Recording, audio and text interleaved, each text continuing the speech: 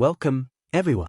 This is your friend, the DN What If, here with another exciting fanfiction.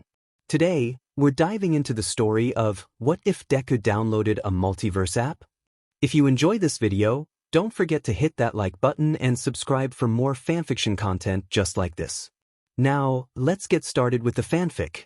Burned clothes, bruises, and plenty of scraps that most teens don't usually have. That could only be said for Izuku Midoriya. Ever since he was 4 years old, being told he was quirkless, he was getting well acquainted with this pain, told time and time again he was useless, worthless, and could never be a hero. His biggest reminder of this was his, at one time, brother in all but blood Katsuki Bakugo. Ever since Katsuki got his quirk, he practically made it his job to make sure everyone knew they were beneath him, and most of the time he got away with it, but thankfully, Izuku would stop Katsuki from hurting the other kids by putting himself in the line of fire. This was the kind of situation he found himself walking away from, having just stopped Katsuki from hurting a young girl with blush marks and what looked like toe beans on her fingers. He left before anyone could get in contact with his mom, and she was already stressed enough if the extra wrappers if found in the trash were proof enough. Inko Midoriya was many things. Blind was not one of them. Seeing her son come home with injuries, she always wanted to make sure he could be safe. So she gave him a phone that would be connected to hers so she could always make sure he got home safe. The moment Izuku walked in the front door, he started making his way to his room and hopefully try to forget the day he just had. Thankfully his mom was already at work, so he didn't have to try and sneak past her. So he started to shrug off his school uniform and slip into some more comfortable clothes. He pulled out his phone and started to look up some news on heroes he had heard about in passing. Not finding much, he decided to scroll through, hoping to find something that would help take his mind off Katsuki and his friends. Accidentally pressing on an ad for the news app he was on, it took him to the app store where he could download whatever he was allowed to by his mother. About to exit out, he noticed an app with a weird name and description. Multichat. Connect to anyone anywhere, even across the universe. Izuku didn't know what caught his attention about it. It was just probably an AI chat app that wouldn't even be that good. But he was looking for anything to help take his mind off the pain, and so he would be left alone with the thoughts in his head. So he decided to download it. It wasn't anything his mother could see being bad. It didn't even set off the parental control that his mom put on it. Once finished downloading, he clicked in and looked through it, realizing that it was similar to the text app, but it had a couple of features that he noticed right away: a shop, search bar, news center, and a message. DV, thank you for downloading the Multiverse chat. In order to get started, please use the search bar to narrow down the people you want to chat with, and so we can use that data to find items you may want, and to improve the app by providing new features in the future. Looking through it all, he was already impressed by what the app could do, even if it was all some clever programming. Clicking on the search bar, he started to type in something he always wanted: people like him. Full of potential, creative, brave, and willing to be heroes even if people looked down on them or believed they wouldn't be anything but disappointments. After hitting search, it had loaded a chat, but it had a message for everyone involved. Locator has added 6 people to the chat. User 1 slides in to get away from everything. User 2 come on in, we have cookies. User 3 is ready to put on a show. User 4 don't worry, no need to freak out about this burning down. User 5 ready to make everyone look fabulous. User 6 busting in with the power of youth. User 2, young? Did you accidentally add me to one of your friend group chats? User 3, I think someone may have typed in the wrong number. User 5, I think. User 6, Hindasubwood $7 hashtag divided by 38. User 4, Chksosage bebabebas dollar in your. User 3, guys, relax and type calmly, we can't understand you if you don't. DV, sorry I haven't yet gave them the information yet on how to, give me a sec. Uploading information. Upload complete. User 4, by the All-Father, what in Helheim is this thing, and who are all of you? User 6, thank you very much for the help, sir, but I also have the same question. DV, you have all been selected to be added to this chat by certain parameters that have been chosen. You all have something that user 1 had selected for the people in this chat. Now that you are all here and present, I shall be taking my leave. Good day, good evening, good night. User 2, I'm at user 1. What did he mean parameters? User 1, I wanted people like me? I don't know how this all works. I thought it would be like an AI chat, but the programming is impressive. User 3, a dude, I hate tell you this, but I'm not an AI. User 4, what in Loki's name is an AI? User 5, how about we all calm down and let's start by introducing ourselves. User 1, we will start with you. Name, why we are here, and what you want to be when you grow up. User 1 has changed their name to Izuku.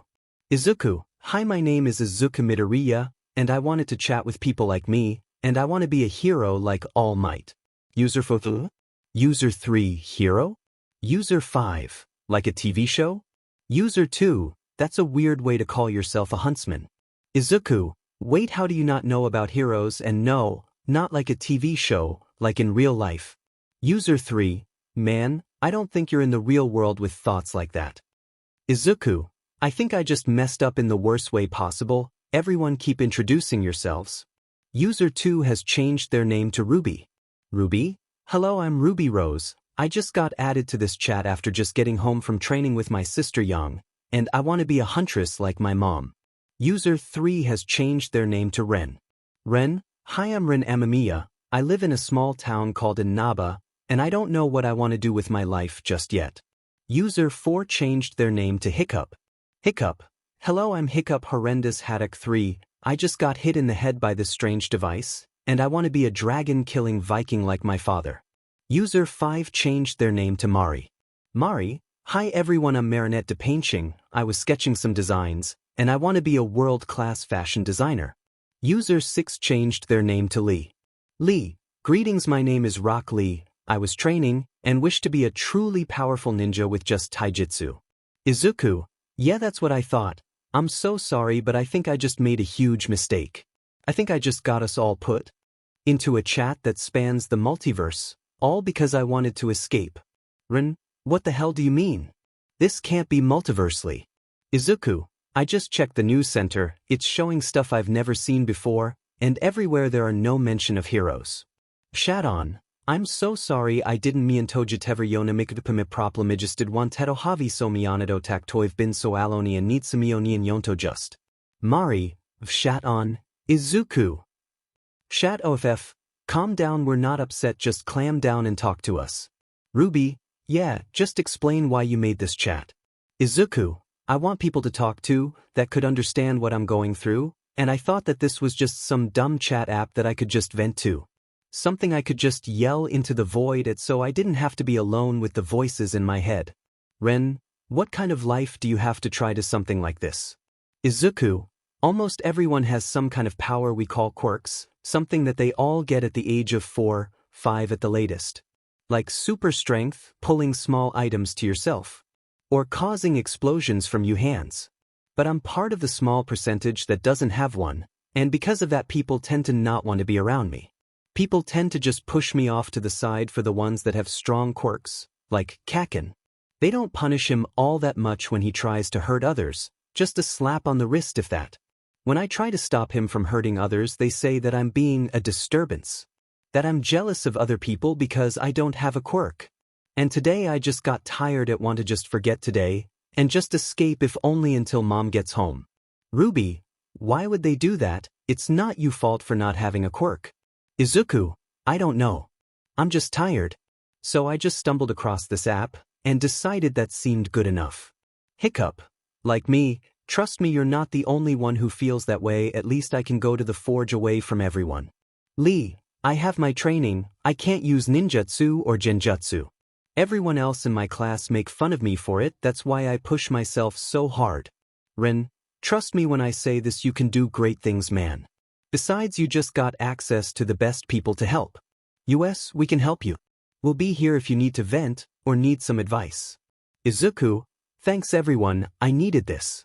While Izuku was sitting there, the silence of the house was broken by the front door opening, and his mother calling out to him, Izuku, I'm home.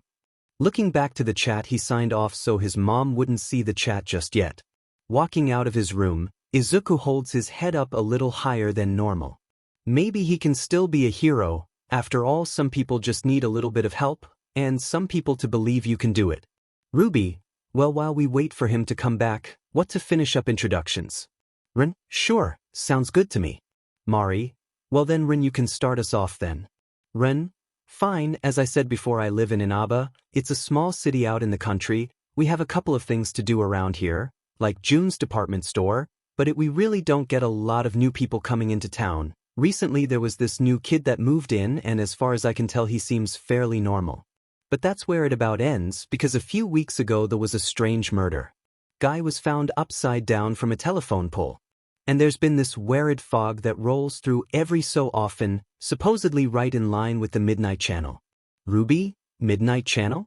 Rin? Yeah, local myth. If you stare into a turned-off TV at midnight on a rainy day, you will see a strange figure in there. Stuff like that. Mari? Well, I have a new fear now, great. Ren? Well, recently there hasn't been any news about victims, so they must have caught him. But yeah, that's my world, not much. Like I said, it fairly normal, no humans with powers or stuff like that, but it's peaceful. Lee, it sounds quite nice. I hope I may get to visit it someday. Ren, why don't you go next, Lee, because I'm interested in hearing about your world and ninjas. Lee, very well, I live in the village hidden in the leaf. There are other villages with their own leaders, but ours are the third Hokage. We have had 4 so far. Ruby, what happened to the 4th? Lee, he was killed the night the 9-tallied beast wreaked havoc on the village, killing him and his wife. The 3rd had a ceremony laying them to rest. Hiccup, sorry to hear that, at least they died together. Ren, man, took a while to hear from you, where did you go? Hiccup, had to get somewhere a bit more private than the forge. Gobber could have walked in at any time, then I would have had to explain why I have this weird device and where it came from, and they already hate me enough. Mari, that's something I've been wondering about actually. I walked right past my parents with this phone and they didn't even so much as look at it. DV, the devices all have a low-level magic and technical perception filter put on them so that no issues would arise from a strange device being around. So long as you don't draw attention to it, they will not see it. Mari, oh, thank you for the explanation. DV, you are welcome. Hiccup, anyway, sorry to take the spot from you, Lee. Continue please. I was wondering about those tailed beasts. Lee, they are beasts capable of causing great destruction if left unchecked. That is why they are sealed away inside of certain individuals called Jinchuriki. Unfortunately, there is a great many people who have lost people they love to the tailed beasts, and because of that, they tend to hostile to the person containing them. The problem is if the Jinchuriki dies, the tailed beast get unleashed. Rin, wait, you're telling us that people are beating up what is essentially a walking nuke? W's man? Mari, same with less cursing. Ren, I'm justified. Lee, I cannot blame them for their anger, only their actions. Ruby, it's not like they were asked to do this, were they? Lee, the way the seals work is to have a consistent supply of chakra as to not weaken the seals over time. So the more chakra some has, the more likely they are to be chosen. Hiccup, you seem to know a lot about how Jinchuriki are treated. Why is that? Lee, we have one in the village, Naruto Uzumaki. He is the 9-tailed beast Jinchuriki. Ruby, how old is he? Must be older than some adults. Lee, actually, he's about my age. The 9 tails got sealed into him when he was a baby. That was about 6 years ago. Ruby, wait, you're 6? So am I. Hiccup, same. Right, 7. Rin, we got other match him also. 7. Also, Lee, does he even know? Lee, as far as I know, no, he was never told for fear he would release it. It's also why most everyone in school was told to stay away from him, because they told us he was dangerous, but I don't think he has anyone, not even parents, to go home to. Everyone kinda just avoids him when they can. Ruby, I'm going to find a way to get over to your world, and I'm going to give him a hug, same with Izuku. Lee, I think he would appreciate the gesture. Ruby, well, I guess I'll next. I live on the planet Remnant. On this planet there's 4 kingdoms: Atlas, Mistral, Vale, and Vacuo. I live in the kingdom of Vale with my dad and my older sister Yang, but humans aren't the only ones walking around. We also have faunus, people who have animal features, eyes, tails, and sometimes even wings. Ren, you have furries? Ruby, for what? Hiccup, Kurt. Mari, Arn, pray that if we ever meet that I've forgotten about this, or else I will smack you. Don't worry about you three. Hiccup? Ruby? Lee? Mari? Anyway, Ruby, continue please. Ruby. Right, we also have creatures of Grimm. They can take almost any form ranging from wolves, bears, even birds. Thankfully, to combat them, we have hunters and huntresses, highly trained warriors who fight off Grimm and protect the small villages who can't have the defenses of the city. Most huntsmen get trained in schools like the one me and my sister hope of going to Beacon. Out Mom went there, that's how she meet our dad, they were on the same team. Next year I'm going to Signal Academy to start training and even unlock our auras. Izuku has logged on. Izuku, auras? Ruby, Izuku. Lee, it is good to hear from you. Mari, you alright? Izuku, yeah, I will be. Ruby, you keep going, I'm going to back read so I won't talk for a bit. Ruby, alright if you're sure. Auras are our souls manifested to act like a shield, protecting us from Grimm, even helping us heal from their attacks. Signal acts as normal school, but when you turn 10 you get to apply for the Huntsman course and that's when you start training. And if you pass the mid-exam, get to unlock your aura if it's not already unlocked by that point. Mari, what do you mean by unlocked? Ruby, there's two ways to unlock your aura, a high stress, life or death situation, or someone unlocking it for you. Most of the time when in a high stress situation it unlocks right along with your semblance. Ren, and now you've thrown a new term, semblance? Ruby, a power unique to everyone, no two are the same, like my dad's. He can redirect the flow of force of an attack so that it goes around him or back into who he's fighting, but my sister's allows her to take whatever force hit her and deal it right back. Izuku, that sounds like how quirks work over here. Mari, already caught up? Izuku, I read fairly fast. Hiccup, man you're quick. Ren, beat me by a second. Ruby, wait, I just realized I could unlock your guys' auras. Izuku, what? Mari, could that even work? Ruby, sure, it could, you just need to have a soul in order to have aura, that why Grimm don't have them.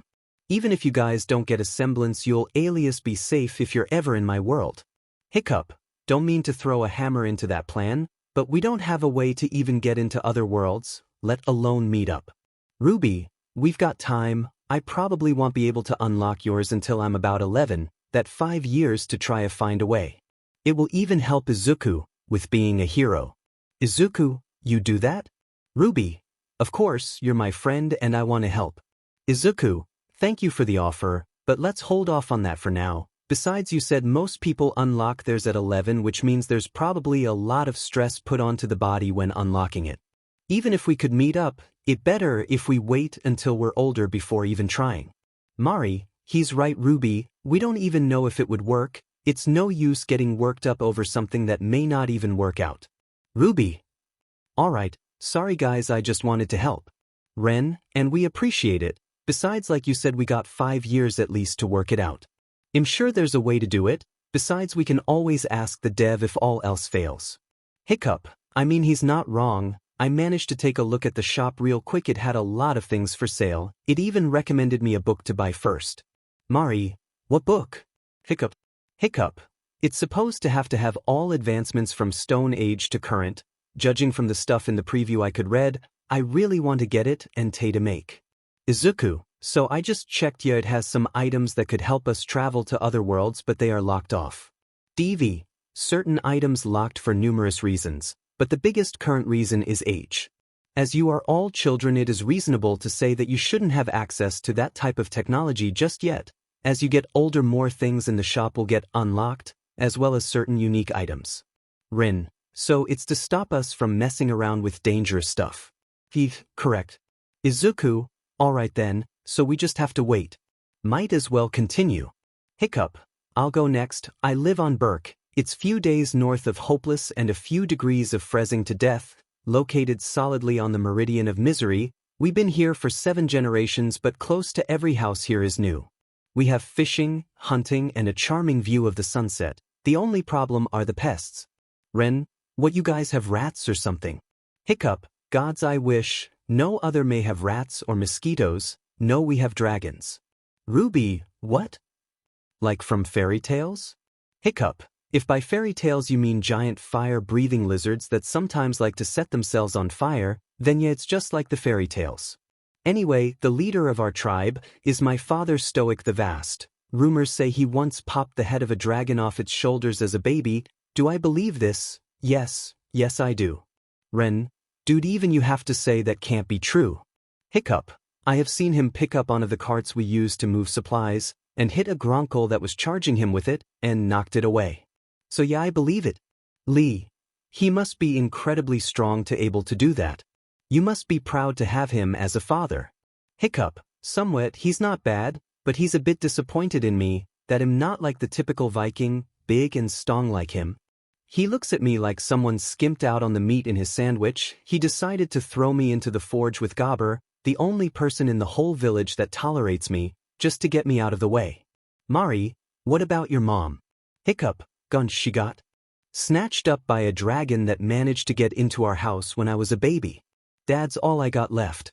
Ruby, sorry to hear that. My mom died as well, left for a mission in the middle of the night and never came back. Dad was messed up for months.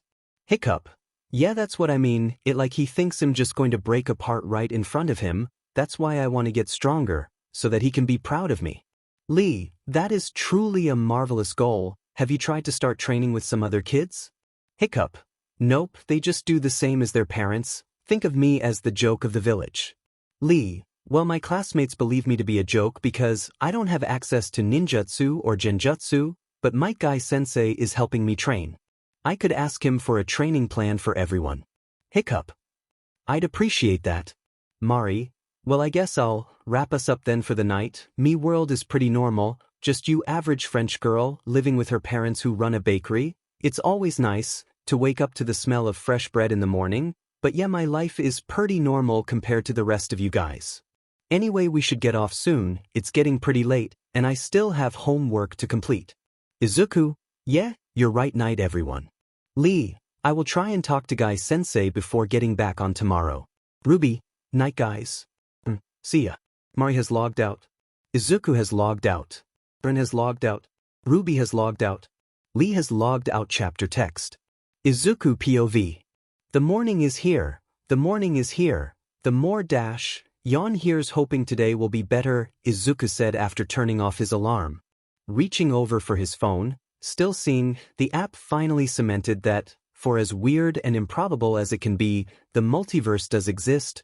This opens so much of what we know of the universe as a whole, unexplored avenues of science that were left behind when quirks started showing up. Technological advancements to healthcare, we just got access to it, and if half the stuff I saw in the shop even works only once, we could reverse engineer. Izuku, it's time to wake up, Inko shouted for him, after knocking him out of a near rant spiral he almost found himself in. Right. Time to get ready for school. I almost wish I could go to the one in Ren's world, at least I could pass off as a normal kid with dyed hair, rubbing his hand through his hair. No point in thinking about that stuff right now, focus on getting through the day without getting Kaken upset at me. Izuku thought of, finally getting up and heading to the bathroom to get ready for the day. 15 minutes later, Izuku walks into the dining room ready to eat breakfast, and talk to his mom, a 5 feet 3 inches woman, with hair as green as trees in the middle of spring, gaining a little bit of weight from stress, but has a smile that can brighten up a room. Morning honey, how well did you sleep last night? Inko said, placing the food on the table. Pretty good, I managed to finish up my homework pretty quickly, all things considered. Izuku said, starting to eat breakfast. That's good, sweetie. Don't forget that we are heading over to the Bakugos later to celebrate their new clothing line that just came out. Said Inko, not seeing the look of shock on Izuku's face. Alright, I won't forget, anyway I better get going, I don't want to be late for school. Quickly finishing up his food and rushing for the door. Inko POV. Getting out the door before Inko had the chance to say, wait, I wanted to talk to you about Dash. The door finally closing, the app, the sentence finally finished. Sitting there in the silence of the house before finally pulling out her phone to see the app sitting there on her screen. She decided to open it to see what it was in its entirety.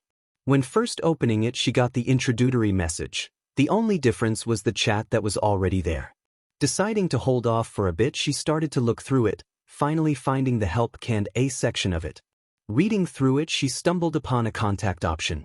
Clicking on it, she assumed it would open a personal message. Waiting for someone to answer, she decided to open the chat, Looking through it, seeing everything that was written, she thought it was just the work of children with overactive imaginations, thinking some of them were quite dark. Making sure to look up how close Inaba was to Mustafa later, she almost deleted the app when it came up, not wanting her son to see that news. I would hold off until you fully understand the situation at hand, and a voice called out, startling her out of her thoughts. Looking around for the source, she found it sitting on the guest chair, almost looking as if they were always there. A figure dressed in all black, wearing a long black coat with the hood up. Not seeing any features of their face. Sitting there, legs crossed, waiting for her to respond. "WWWHO are you?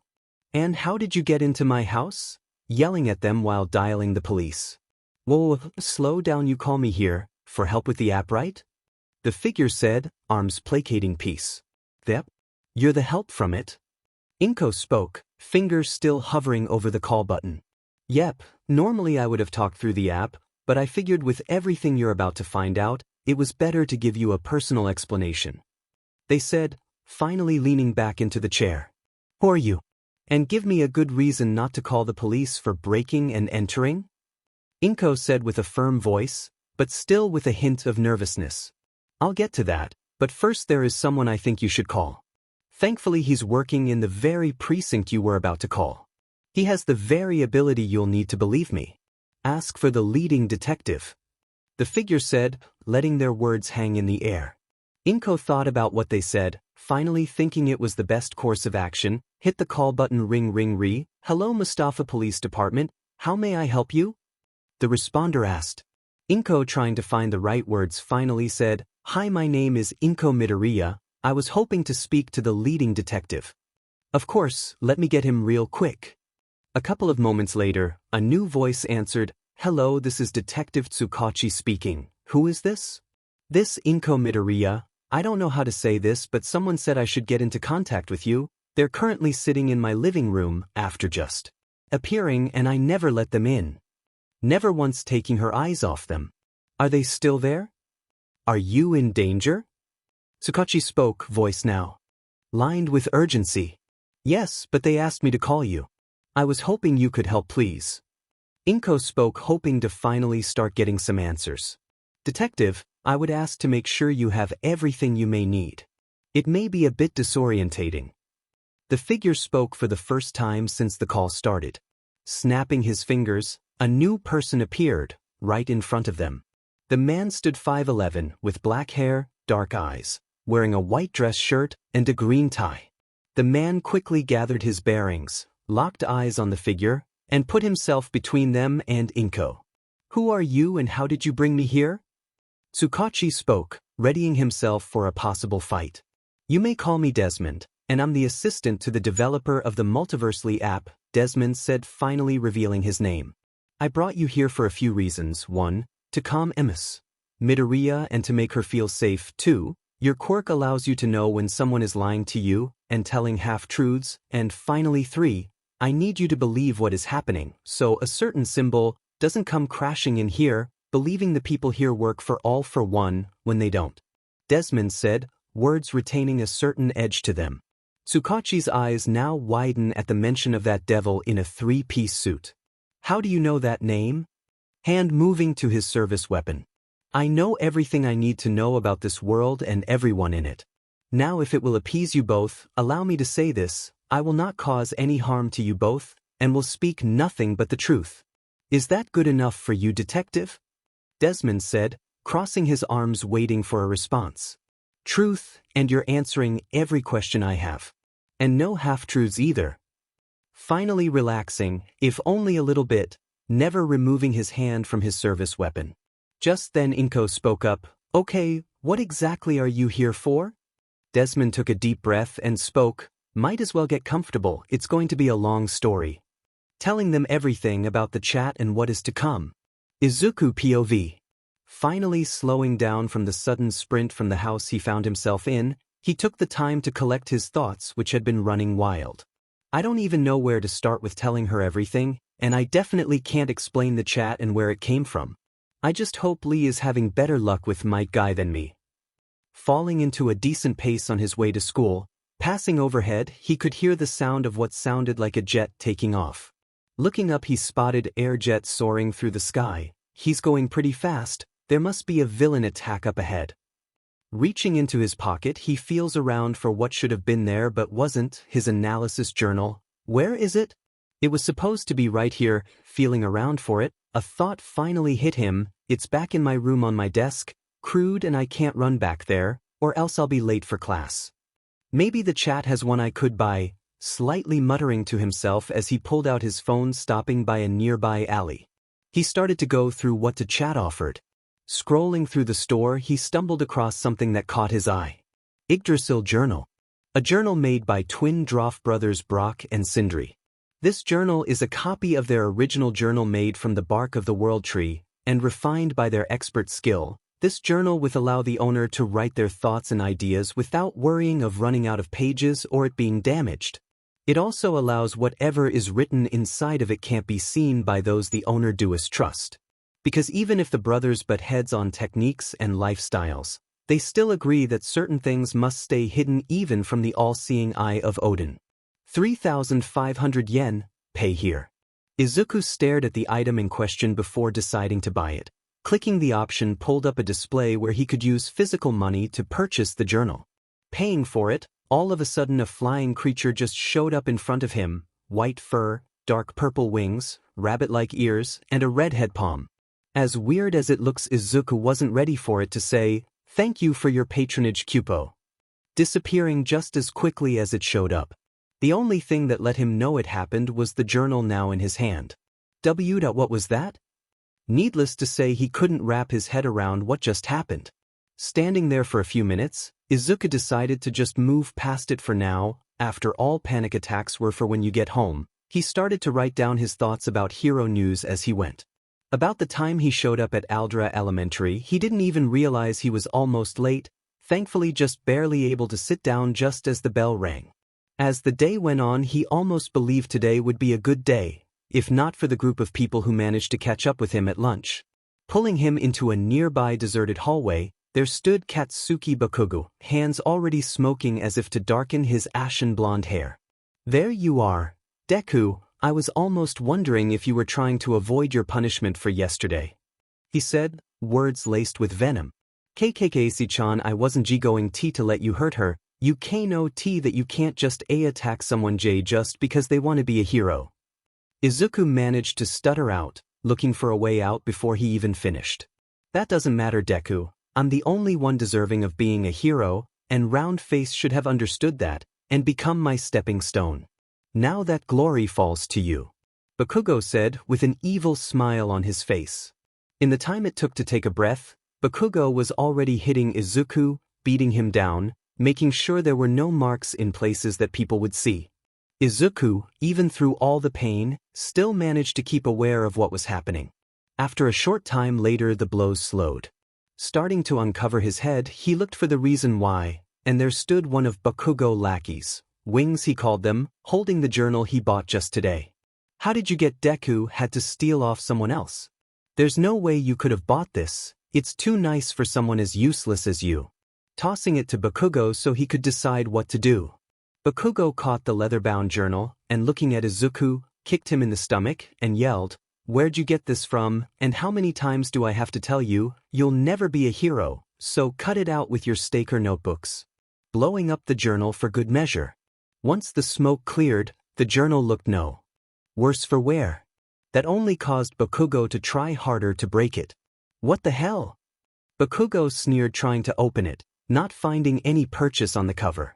The other lackey chimed in, "Bakugo, we need to get going, lunch is almost over," he said, keeping an eye out to make sure no one got close.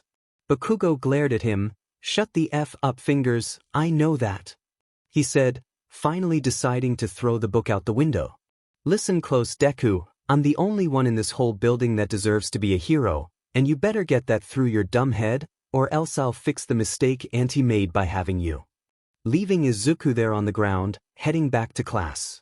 As Izuku laid there, body sore, screaming at him for just taking the hits, after a while he managed to pull himself to his feet.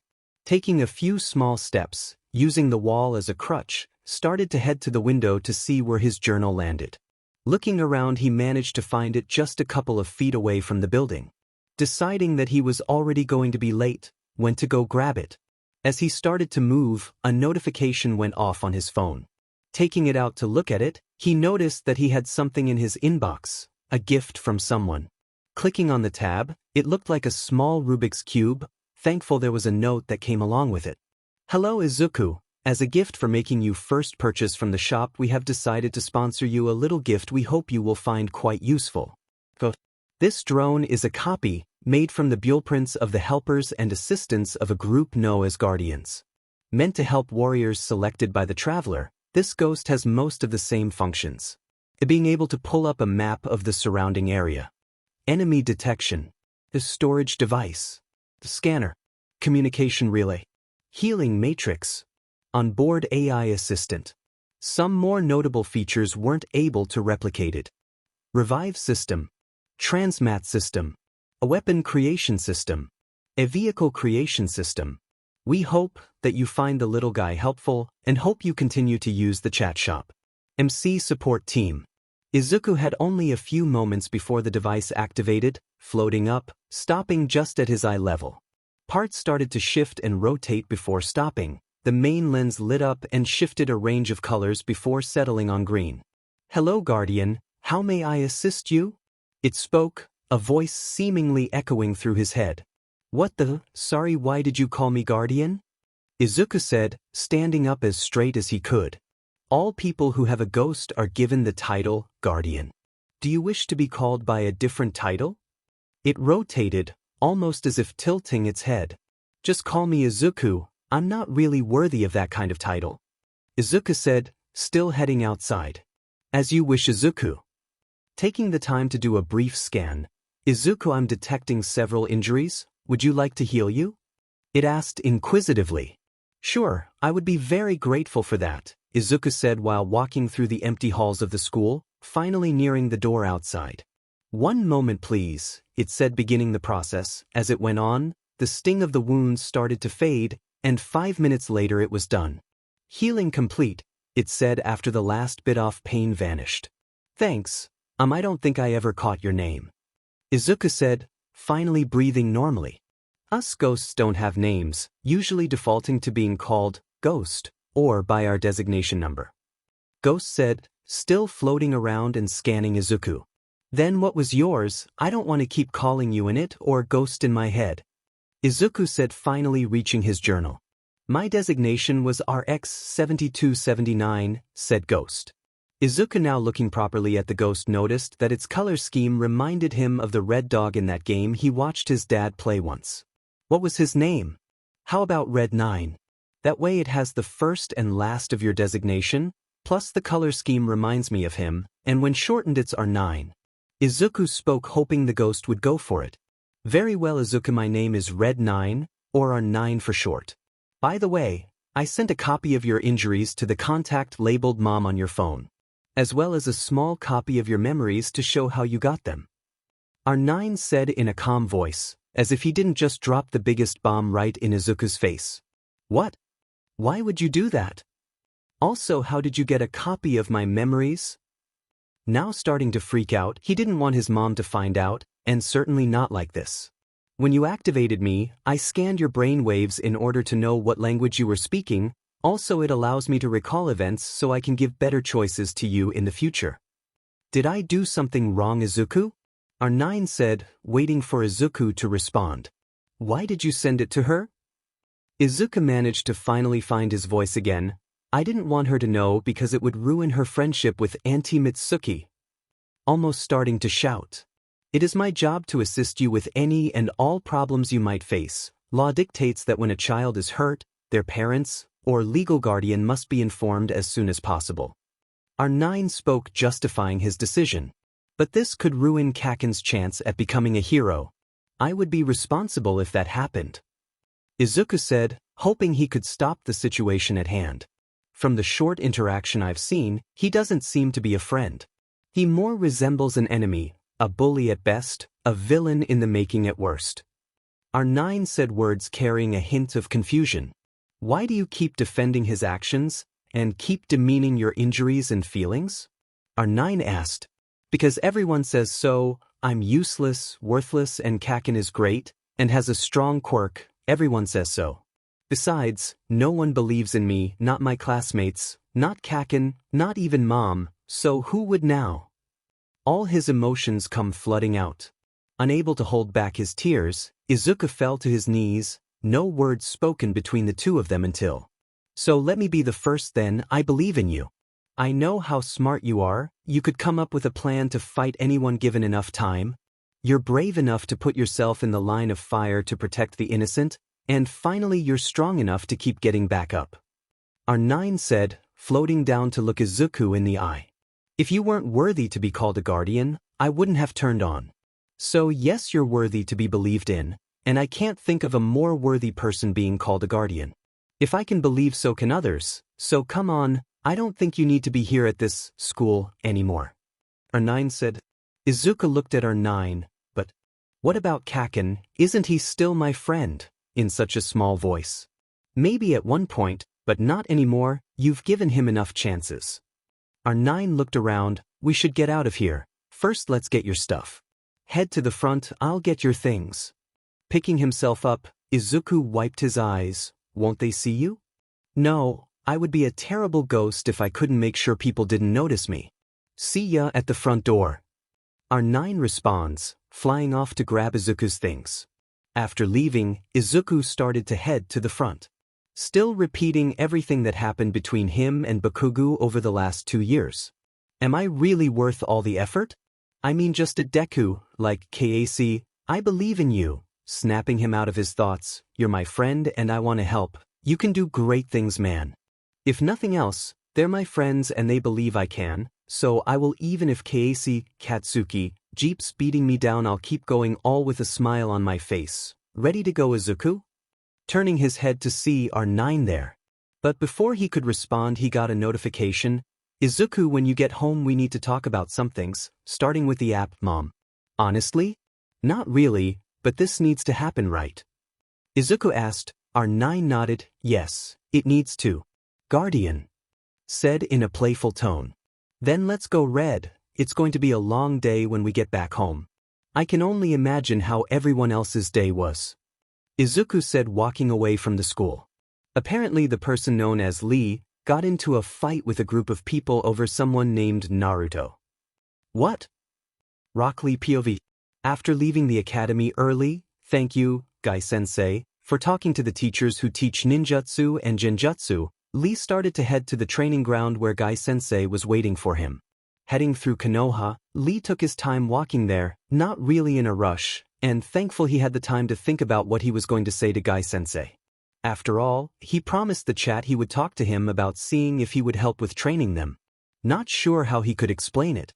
This might be more difficult than I thought, Lee thought, trying to wrap his head around the problem before him. As he neared the field, he could hear the sounds of fighting. Heading towards the noise, he could start to see a group of people. As he got closer, he could see they were beating up someone on the ground. He got close enough to hear what they were saying. You demon, you're nothing but a curse. One of the boys said while kicking the one on the ground. Lee couldn't just let them hurt whoever it was, so he took off as fast as he could, barely registering the noise coming from his pocket. Dynamic entry! Lee screamed while flying in with a kick to the boy. The sudden attack caused them all to look at Lee, face contorted in confusion, wondering why they were the ones being attacked. What the hell are you doing?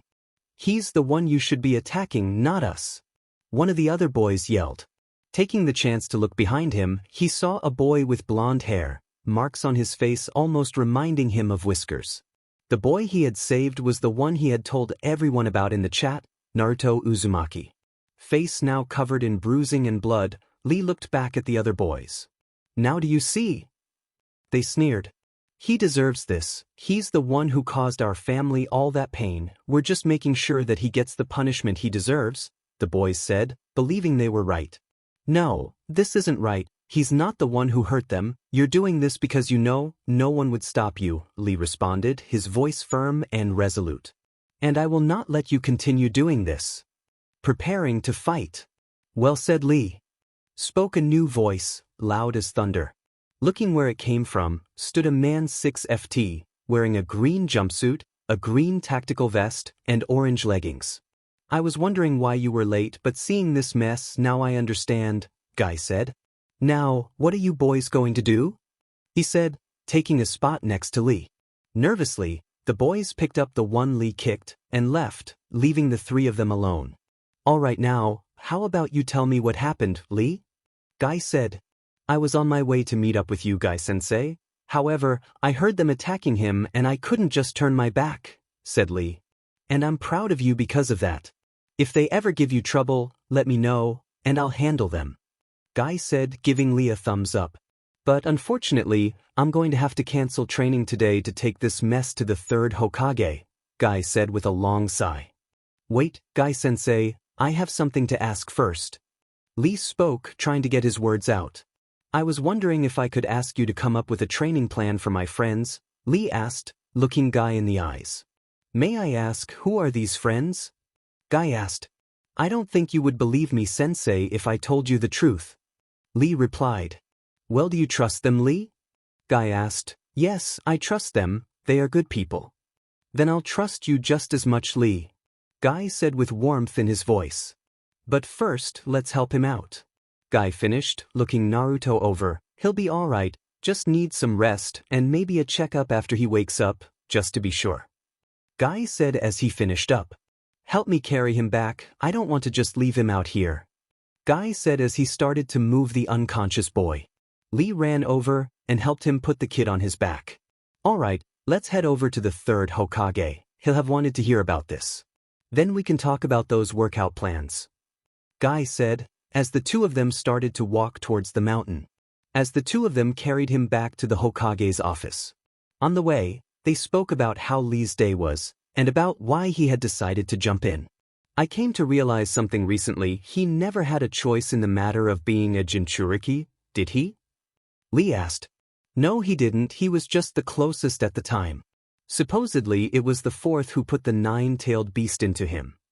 Guy said, looking down, while remembering a few memories of the fourth. Guy-sensei? Lee looked at his teacher, seeing sadness in his eyes. I never did find out about. After a few moments, Guy finally spoke. Only a select few know the full story of what happened that night, but I was close enough to someone that I heard they were having a kid. Guy said, looking up at the monument on the side of the mountain. What happened to him? Lee asked, wondering. The only one who knows the full story is the third. He was the one who found their bodies after the incident. Guy said as he started up the stairs, after shaking thoughts out of his head. But that doesn't really matter. Right now we need to inform the third, so we can figure out how to solve this mess. Guy said, setting Naruto down just outside the 3RD's office. Mind waiting out here, and watching over him while I go inside? Guy asked, making sure the kid didn't get hurt. Yes, sir, Guy-sensei. He said, giving a little salute. As Guy went in, Lee sat down next to the kid, looking at him, wondering why they weren't at the academy. After a few minutes he finally remembered about the chat giving off a sound. After making sure nobody else was in the hall, he took the phone out of his hip pack. Upon clicking on the app he noticed what looked to be a quest board, like the ones in the village for small tasks. Clicking on it he was flooded with notifications. Save the Kitsu. Stop the kids from hurting Naruto Uzumaki. Your rewards for successfully completing the quest. White heavy checkmarked 1, Ji-Kyun Do training scroll. For failing to help Naruto. Crossmark, Naruto lashes out at people. Crossmark has a harder time trusting people. Crossmarked more likely to hate the village. Bonus objectives. White heavy checkmark, get Might Guy to help. Reward. White heavy checkmark 1, Water Stream Rock Smashing Fist Scroll.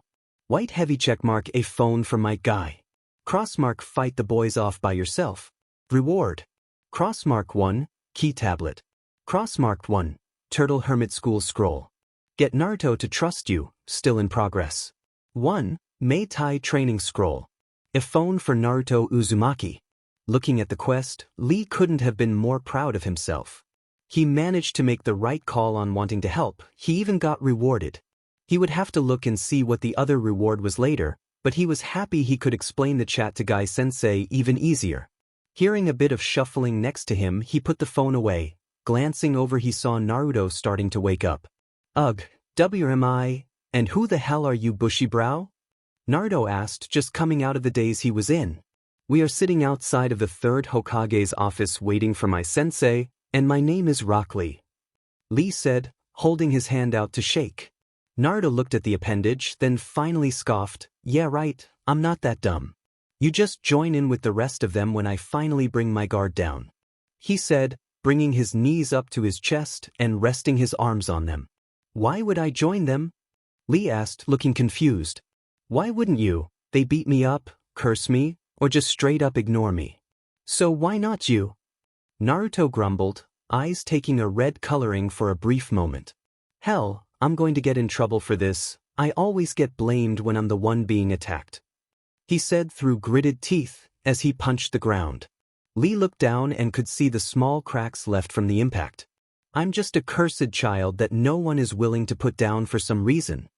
Naruto spoke, finally starting to calm down. Both of them just sat there in silence. Minutes seemed to stretch into hours. Finally breaking the silence of the situation, I understand what you mean. It's not fair, lots of things in life aren't. Lee said, letting his words sink in.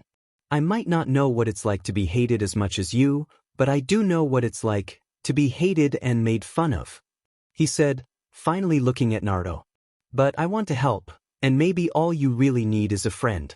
So let me say, hello, my name is Rock Lee, Lee said, hoping to help Naruto. And why should I trust you, bushy brows? Naruto asked, eyes narrowing. Because I don't think you need to be alone anymore, and because this might help the village to start treating you better. Lee responded. What do you mean? If I'm willing to hang out with you, then it might show that you're not all that bad as people believe you are. Lee said, still holding his hand out. Naruto looked at the hand. As the moment stretched on, Naruto decided to drop his guard, if only a little bit. He took Lee's hand and shook back. Naruto Uzumaki, nice to meet you, I guess. When they finished, the sound of a bell went off in the hallway, covered by the sound of a door opening up. Looking at the door, both boys could see Guy walking out of the office, clearly upset at something. Seeing both boys looking at him, Guy shook his head, happy both of them were fine. Come on you two, let's get out of here. Ushering both boys outside, not wanting to stay here anymore. Heading outside, Lee asked Guy, Sensei, what happened? Taking a deep breath, Guy replied saying, nothing you two need to worry about. As much as you want to help Lee, you're too young to worry about my problems, smiling at the boys. It was about me, right? Naruto asked, seemingly already knowing the answer. Guy sighed, yes it was. I may disagree with the actions he takes, but I still have to listen to him. Like I told him, gesturing to Lee, nobody in this village cares what happens to me. Lee thought for a moment before smiling, what if there were people who did care that weren't in the village? The others looked at Lee in confusion. What do you mean by that, Lee? Guy asked. Follow me. Lee said, running back to the training ground near the edge of the village. As they arrived at the grounds, Naruto and Guy both saw Lee pull out a strange device. Lee, what is that? Guy had asked. But before Lee could respond, there was a bright flash. Two more of the devices fell into their hands. The moment they made contact with the device, information started to flood their brains. When it was done, Lee looked at them and started to explain everything. When he was added to the chat, the other friends Lee had mentioned to Guy, and finally the reason Lee had asked Guy for help. After Lee was finished, the both of them looked as if everything they knew was flipped on its head. As they were working through it, Lee decided to let the others know what had happened to him. Multi-chat room. Lee. Everyone, I've decided to tell Guy-sensei about the chat. Also I might have gotten into a fight, but I got some rewards for helping Naruto. Lee. I think I speak for everyone when I say this. What the hell? Mari, less cursing but mostly the same. What happened? Lee. I may have decided to kick someone in the face that was hurting him. Good man. Mari, what? They deserved it. Stupid games, stupid prizes. Hiccup. Before we let off topic, you told your sensei about the chat? Lee. Yes, I had asked him about making up workout plans for everyone if they wanted them. Mari, and how did you get them to believe you? Lee. The app had given me a quest to do that gave me 2 more phones for both of them. Ren, so why did you add Naruto?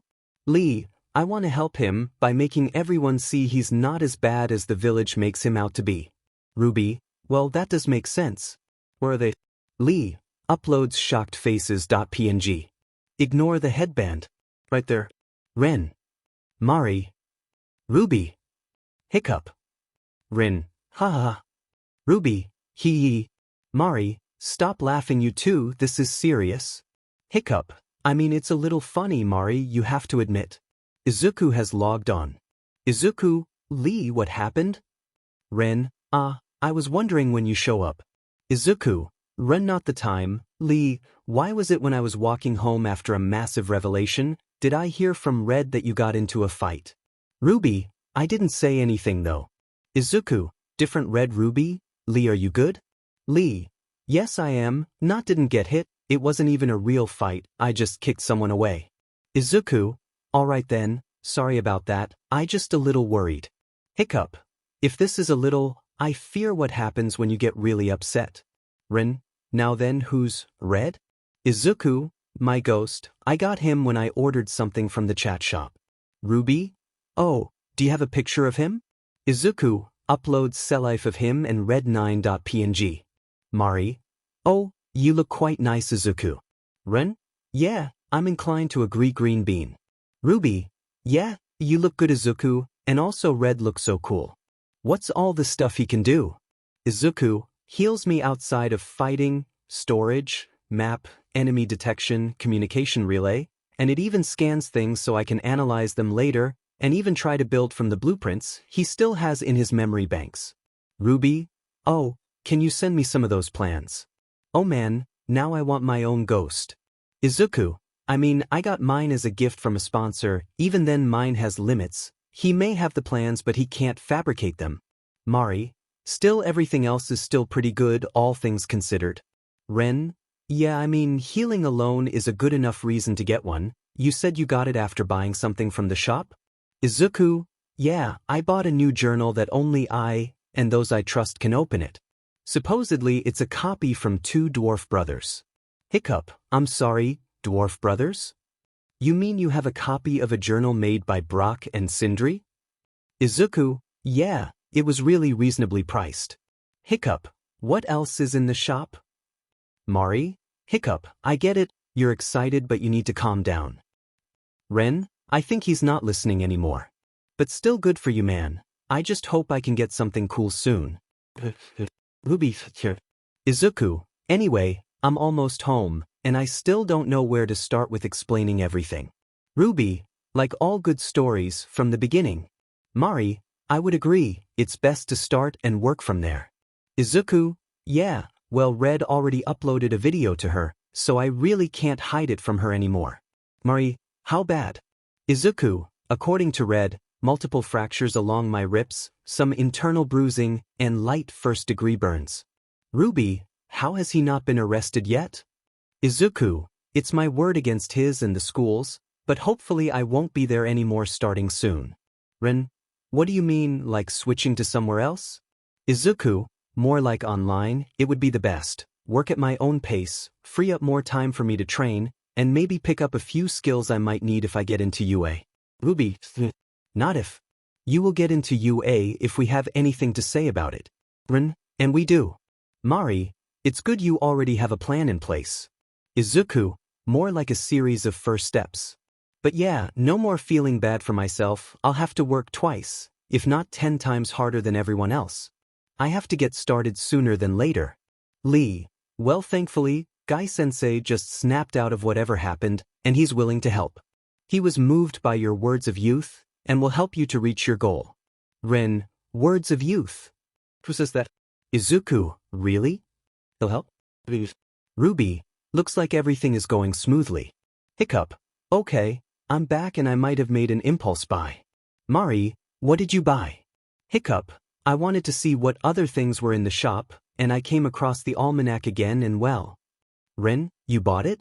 Hiccup, yeah, but I also got an item from a sponsor, something called a bag of holding, and inside was what looked to be a spyglass with dragon markings on it. I don't know what it is, so I put it back in the bag. When I did, I accidentally put the book in there without realizing what I did, And it wasn't until I got to the forge that the book fit inside the bag, despite it being bigger than the bag itself. So needless to say, I kinda got carried away to see how much it could hold, so I shoved all my tools into it, and by the time I was done, I managed to fit almost the entire forge into it. Ruby, that doesn't sound so bad. Hiccup.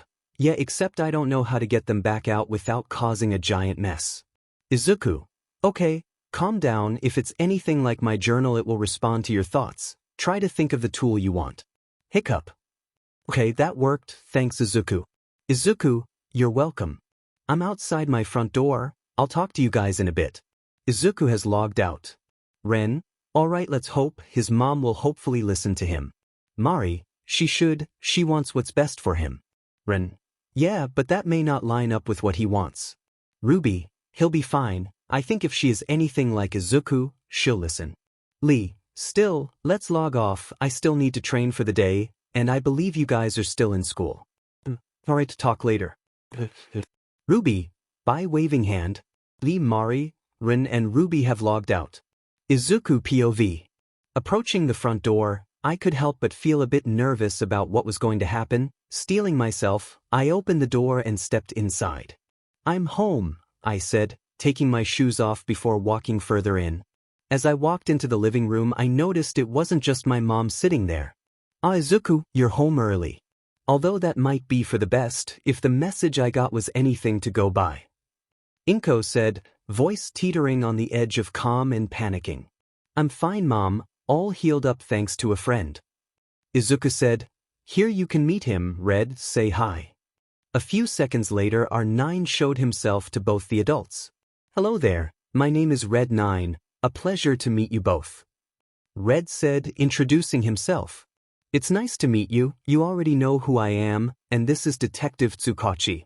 Inko replied to Red, it's nice to meet you, sir, I'm assuming you're here because of the message Red sent? Izuku asked, setting his bag down, before taking a seat. Originally no, I was here because I was called by your mother in regards to the app.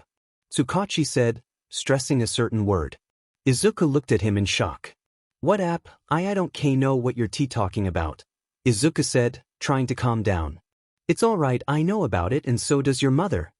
Tsukachi said, trying to calm Izuku. Okay, but how do you know about the app? Izuku had asked, looking at his mom. Inko had taken a glance at Tsukachi before focusing on her son. She then started to tell Izuku everything that had happened, from meeting Desmond, to getting the message from Red. Izuku sat there letting the weight he had felt from the anxiety of the situation fall from his shoulders. Finally Inko asked, why didn't you tell me that Katsuki was hurting you? Izuku thought for a moment before saying, I didn't want you to lose your friendship with Auntie Mitsuki. I thought he would stop after a while, but now, I don't think he'll ever stop until it's too late, he said, putting his arms on his knees. I want to help him, to get back the old Kaken. But I can't keep lying to myself, and hoping he changes. I need to better myself first, so that when we fight, I can prove to him that I can be a hero. Said Izuku, voice speaking with confidence, not before seen by Inko. Don't you mean if? Said Tsukachi. No, I mean when, he won't just let me leave. He needs to prove that he's right, that he's the best and that I'm just a pebble to kick around. He won't stop until I'm beaten so badly that I never get in his way again. Said Izuku, shadows starting to cover his eyes. From the short memory I have of him, that would be an accurate statement. Thankfully I can help slightly, the more I see him fight, the better I can predict what his next move might be. Red spoke up. Maybe, however, unless we have proof to back up the claims, he can just walk away without a mark. Said Tsukachi.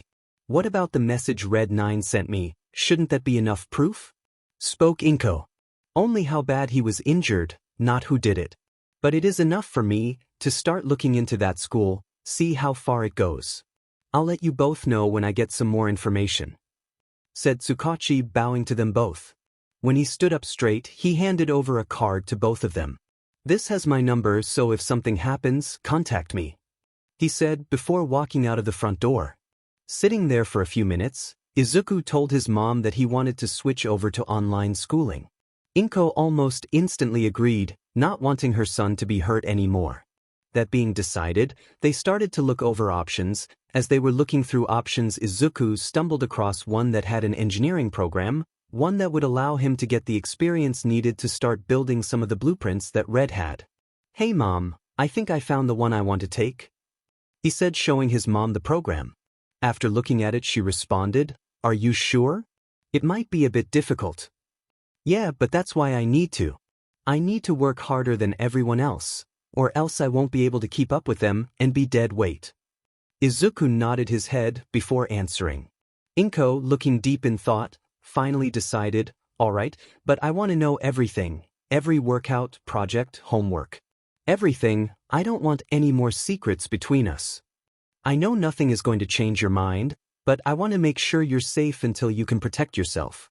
If you can agree to that one rule, I'll agree with you on starting that program," she said, holding out her hand, with tears in her eyes. Taking the hand, Izuku pulled his mom into a hug. "I promise, no more secrets, besides I doubt Red would let me," he said, pulling away from the hug. "You are correct, I would tell her the instant you do something that could hurt you," Red said, chiming in. "All right then, you'll probably need a laptop for the schooling. I doubt the family computer would be able to keep up," Inko said, wiping her eyes. "Don't worry about that. While I was in the shop earlier, I noticed it had a laptop in it, so I'll just buy that. For right now I need to explain everything to everyone in the chat," Izuku said, pulling up the app. Looking at it, he noticed he had a few more bits of mail, but he decided to wait to open them. Izuku, "Hey at everyone." Ren, "Hey, what's up?" Mari, "Everything all right?" Izuku, "Yeah, I just wanted everyone here, so I could tell you guys what was going on." Rento, "Okay then, by the way, did you guys get any mail from the chat?" Mari, "Mail?" Ren, "I got some items sent to me. A music player, and a pair of glasses with a note saying, to help with the fog." Hiccup, "Fog?" Ren, "No clue, but hey, at least I look good with them on." Mari, "Well, I just checked and someone sent me a sewing machine, and a top-of-the-line model at that. I also got a music player." Ruby, "Same, although I got something called a pod." Izuku, "Pod?" Ruby, "Yeah, look." Izuku, "Huh, it reminds me of Red." Ruby, "Same, anyone else?" Lee, "I also got a music player and my rewards from my quest." Hiccup, "Same, and a book on swordsmanship." Izuku, "Huh, I may need to look at the inbox again soon, but anyway, I just finished talking to Mom about everything. I'm going to start online schooling next week, which means I still need to go back there tomorrow." Ren, or, "Hear me out, you just call in sick." Lee, "I'm not one to agree with lying, but are you sure you need to go back?" Izuku, "Yeah, I have to. I need to clear out my locker and transfer over documents to the online program. Also, before I forget, Izuku has invited User 7 to the chat. User 7 attracts the spotlight to them. User 7 changed their name to Inko. Inko, "Hello everyone." Ren, "Izuku?" Izuku, "She wanted no more secrets. This chat is a big one. Besides, I was going to add her anyway, because I figured we needed a little bit of supervision." Mari, "He is right, you know." Lee, "Welcome Miss Midoriya." Lee has added users 8, 9 to the chat. User 8 coming in with a dynamic entry. "Watch out, User 9 has fangs." User 8 has changed their name to Guy. User 9 has changed their name to Naruto. Guy, "I assume that this is the chat, Lee?" Lee, "Yes, Guy-sensei."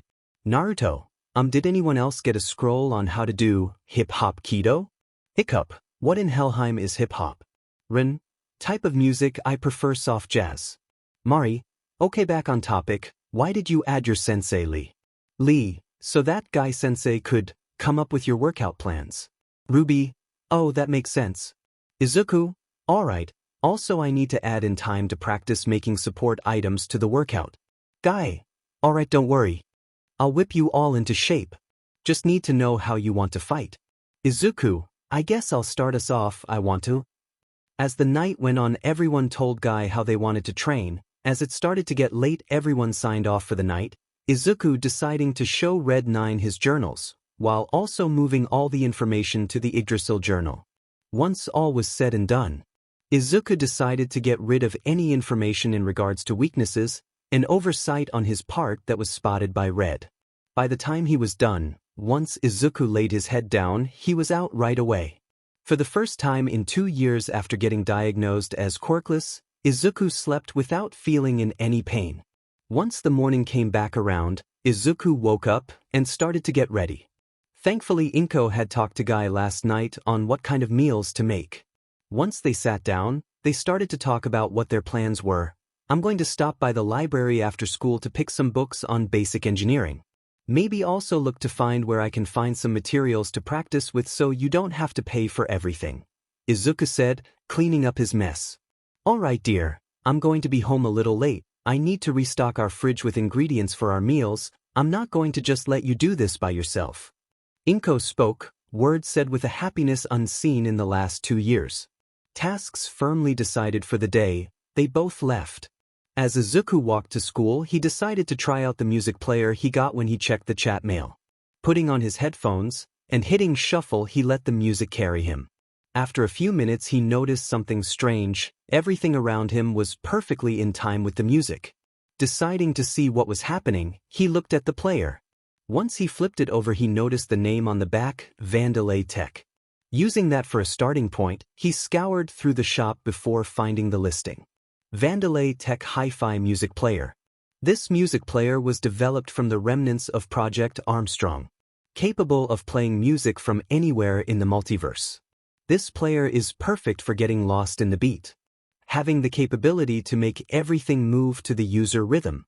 Cool. Deciding to look into what the player was capable of after school, he put back on his headphones, kinda wishing he had a peppermint chai for some reason. Once he got to school, Izuku made sure to get the paperwork for the transfer from the front office. Sliding it into his bag, he headed to his homeroom, hoping Bakugo would be too busy having everyone bow to him. Thankfully, he didn't seem to even look his way.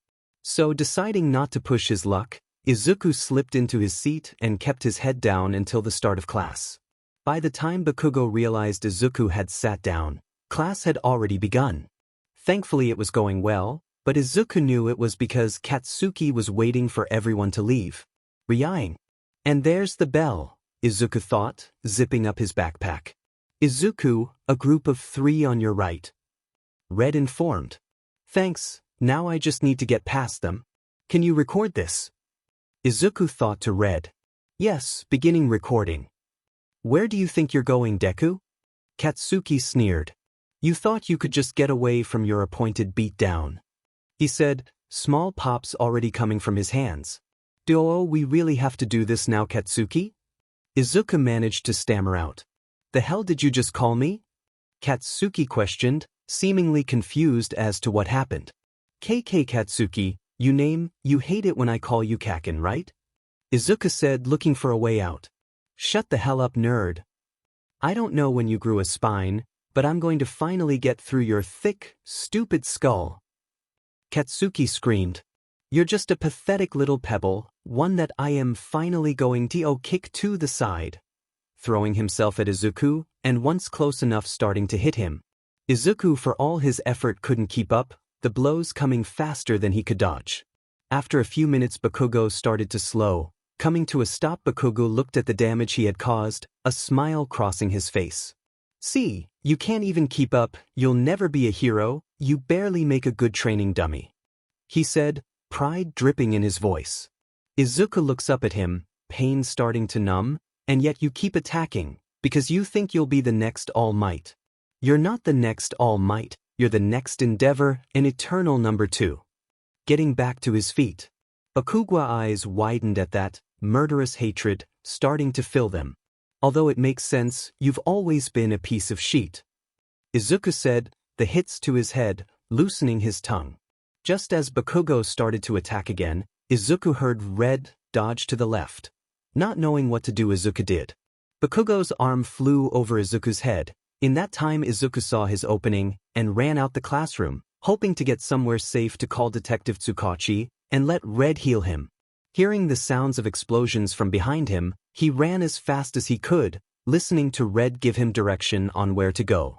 Once he got outside onto the main street, Izuku started to take alleyways, and after a few minutes finally starting to slow, no longer hearing the explosions. Izuku took a moment to catch his breath before saying, Red, Send the recording to Detective Tsukachi and Mom. Let them know that I'm okay and I'll be home once I'm done with my errands. Finally catching his breath. Of course, anything else? Red replied, materializing in front of Izuku. Just need a bit of healing, but other than that no. Said Izuku. Message sent, beginning healing. Moments later Izuku was healed, the only evidence left were his clothes. Izuku walked out of the alley, once getting his bearings, started to head for the library. Upon arriving he headed inside, finding his way over to the mechanical textbooks. Looking at the options in front of him he asked, "Hey Red, what should I start researching first? I would recommend basic engineering and electrical engineering. This would allow you to start trying to build most of the blueprints I have on file." Red replied. "Alright then, let's get to work." Izuku said, starting to grab the necessary books. Looking over the books in his hands, he started to head to the front to check them out. As he was passing a shelf, he noticed a book on chemical composition of certain metals. Thinking it would help him with finding the correct metals he needs. Reaching for the book, Red chimed in, "Watch your left." Quickly stepping out of the way, Izuku looked over and saw a girl with jet black hair tied up into a little ponytail, wearing a red top and a skirt that ended halfway between her knees and feet. "Oh, sorry about that, I was hoping to grab that book, I didn't mean to startle you," she said, giving a little bow. Aye, it's fine, while he didn't really scare me, just made me jump a bit," Izuku said, realizing he was making a fool of himself. Looking over at the books in Izuku's hands, the girl said, "Are you doing research?" tilting her head a bit. "Yeah, I'm about to start an engineering program soon, and wanted to get a bit of a head start," said Izuku. "I'm doing the same, that's why I wanted to get the book on chemical compositions, I wanted to research stronger materials," said the raven-haired girl. "What for, is it related to your quirk?" Izuku said, curious as to why. "Yes it is, my parents said not to tell anyone what it can do until I get older, saying I could get into trouble for it," she said, satisfying Izuku's curiosity. "Alright then, if you want it you can take it, I should have enough here for a while that if I need it I'll come check it out later," said Izuku.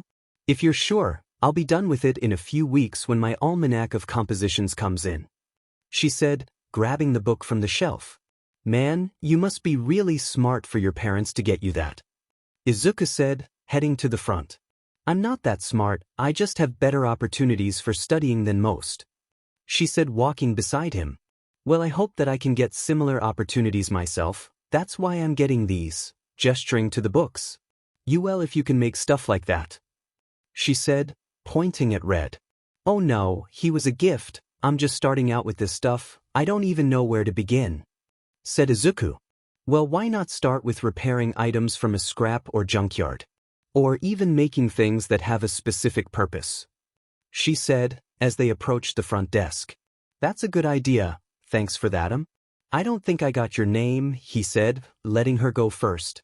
"Oh, I'm Momo Yaoyorozu, nice to meet you," she said, holding out her hand after checking out her book. "I'm Izuku Midoriya, you as well," he said, shaking her hand after setting the books down. "I hope we can meet again, I would love to know where you got him from," Yaoyorozu said. "I hope so too. It would be nice to have an actual friend I can talk to face, Izuku said. "Then I will see you around Midoriya," Yaoyorozu said, walking out the library. As Izuku was ringing up his books, he realized, I just talked to a girl and actually held a conversation, he thought, with a small smile on his face. She seemed quite nice. Red said, bringing Izuku out of his thoughts. "Yeah, I hope I get to talk to her again," Izuku said, putting the books into his bag and starting to head home to do research on where to find good scrapyards.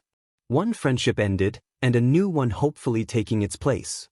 Not a bad way to start a new chapter in life, Izuku tough before slipping his headphones on, music carrying him forward. Tsukachi POV. It had been less than 24 hours since he gave the Midoriyas his number to contact him. Once he received that video, Tsukachi went straight to get that school shut down. It took nearly 2 hours for him to get all the necessary paperwork done, for it to be a legit shutdown, with a little help from a certain marsupial. As he left the precinct, he knew that he would have to wait until tomorrow to make the majority of arrests, but he can make the most important one now. Heading into the upper-class area of Mustafa, Tsukachi pulled up in front of the house for one Katsuki Bakugo. Walking up to the front door, he pulled out a folder of evidence he had managed to get his hands on. Inside was everything that went on in that school. Once everything was confirmed, he knocked on the door. After a few minutes, the door opened, revealing an older gentleman with short brown hair, wearing glasses. "Hello, sir, may I ask who you are?" the man asked, confusion starting to show on his face. "Yes, I'm Detective Tsukachi. I was hoping to come in to talk about Katsuki Bakugo," Tsukachi had said, voice firm, and holding out his badge to the man. The man, now looking incredibly shocked, had stepped aside, allowing Tsukachi inside. Once inside, the man quickly went to the kitchen where presumably his wife was. Tsukachi had decided to wait in the living room for the two to join him. After a bit, both of them came into the room and they all took their respective places. "Hello, Miss Bakugo. As I have told your husband, I'm here to talk about you, son Katsuki." Tsukachi spoke, readying his folder. The woman, who if he had to guess, stood around 5'6" to 5'8", with ash-blonde hair, asked, "What did my son do to warrant a visit from the police?" Voice clearly upset.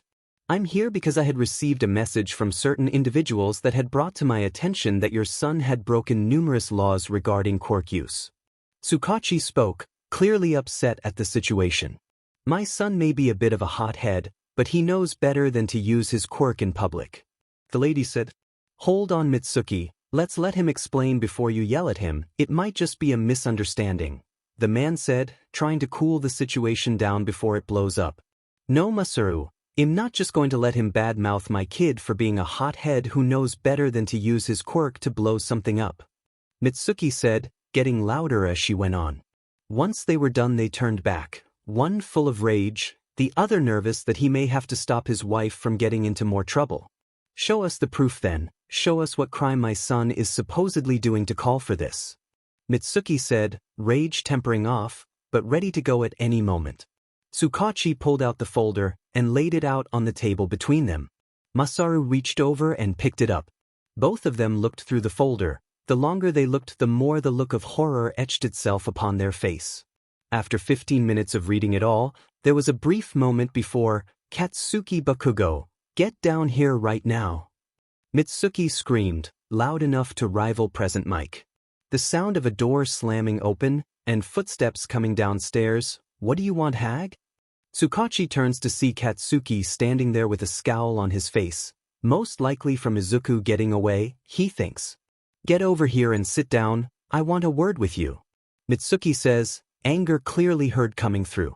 Katsuki raises an eyebrow to that but still does so.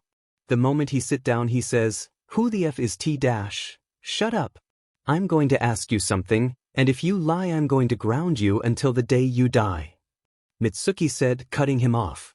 Katsuki looked at his mother in shock, wondering what was about to be asked. "Did you ever use your quirk on anybody?" Mitsuki asked, voice sounding like a fuse to a cannon. "What the hell are you talking about?" Katsuki asked, not really understanding. "Did you use your quirk on anyone?" Her voice, getting louder with every passing second. Tsukachi looked at Katsuki, seeing the gears turn in his head, trying to get out of this without getting in trouble. "Before you answer you should know, my quirk lets me know if you're telling the truth or not, even if you're telling half-truths," he said, cutting him off before he could get a word out. For the first time coming down here, Katsuki looks visibly shaken to his core. Because he knows he can't say anything. Finally, after a few moments, Katsuki managed to get out, "Who the hell are you?" seemingly trying to get back some semblance of confidence. "Detective Tsukachi, I was working with Mustafa Police Department on another case when this dropped into my lap," he said, keeping a level head. "What does it matter if I did or not? I was just showing them their place," Katsuki managed to finally say. Mitsuki looked horrified by what her son just said. "Even Izuku?"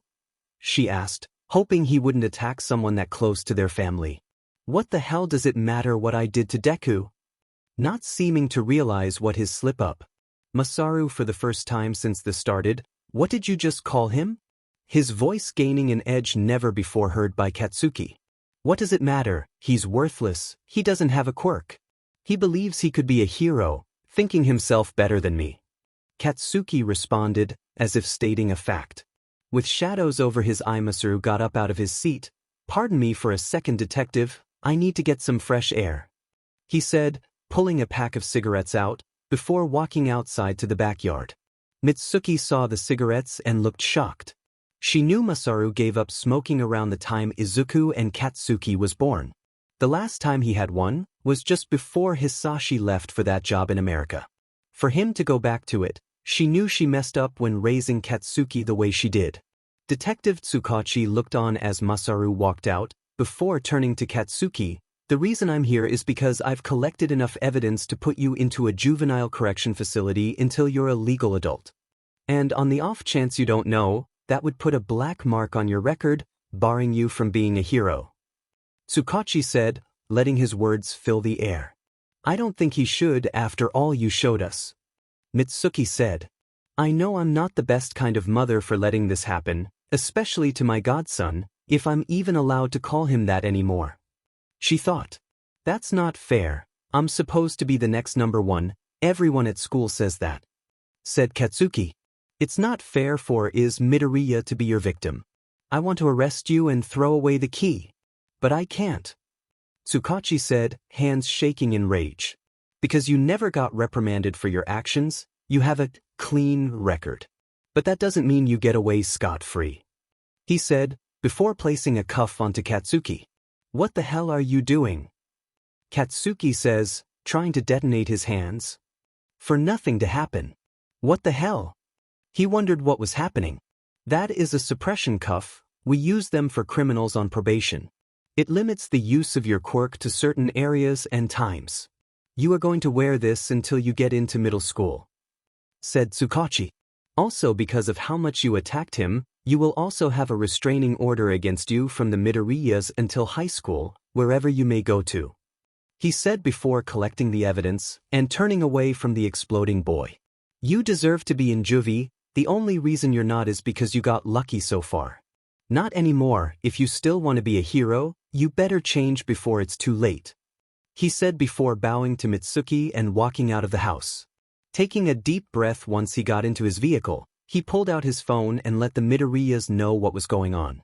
Now for the rest of them, he thought before setting his phone aside and driving off, leaving the Bakugos to deal with the fallout of this visit. Izuku POV. After waking up, Izuku started to get ready before remembering that his mom pulled him from the school for the rest of the week. Deciding to not waste the day away, he might as well get something done today. Getting out of bed, Izuku started to look on the chat shop for a laptop for school, hoping to find something that would work. After searching for a bit, he managed to find one. After paying for it and booting it up, he noticed it was connected to the chat app. Looking at the specs on it, he noticed it's better than most computers produced by iIsland. It did have programs installed on it, but he'll look at those later. For right now, he's looking up the stuff Guy-sensei told him, a place to run 3 kilometers, somewhere with plenty of scrap materials along his route. Guy-sensei also mentioned finding somewhere to work on strength training. As he was looking, he realized that it was going to be summer soon. Deciding to look somewhere he could cool off during the hot days, he noticed there was a beach roughly about 3 kilometers away from his house.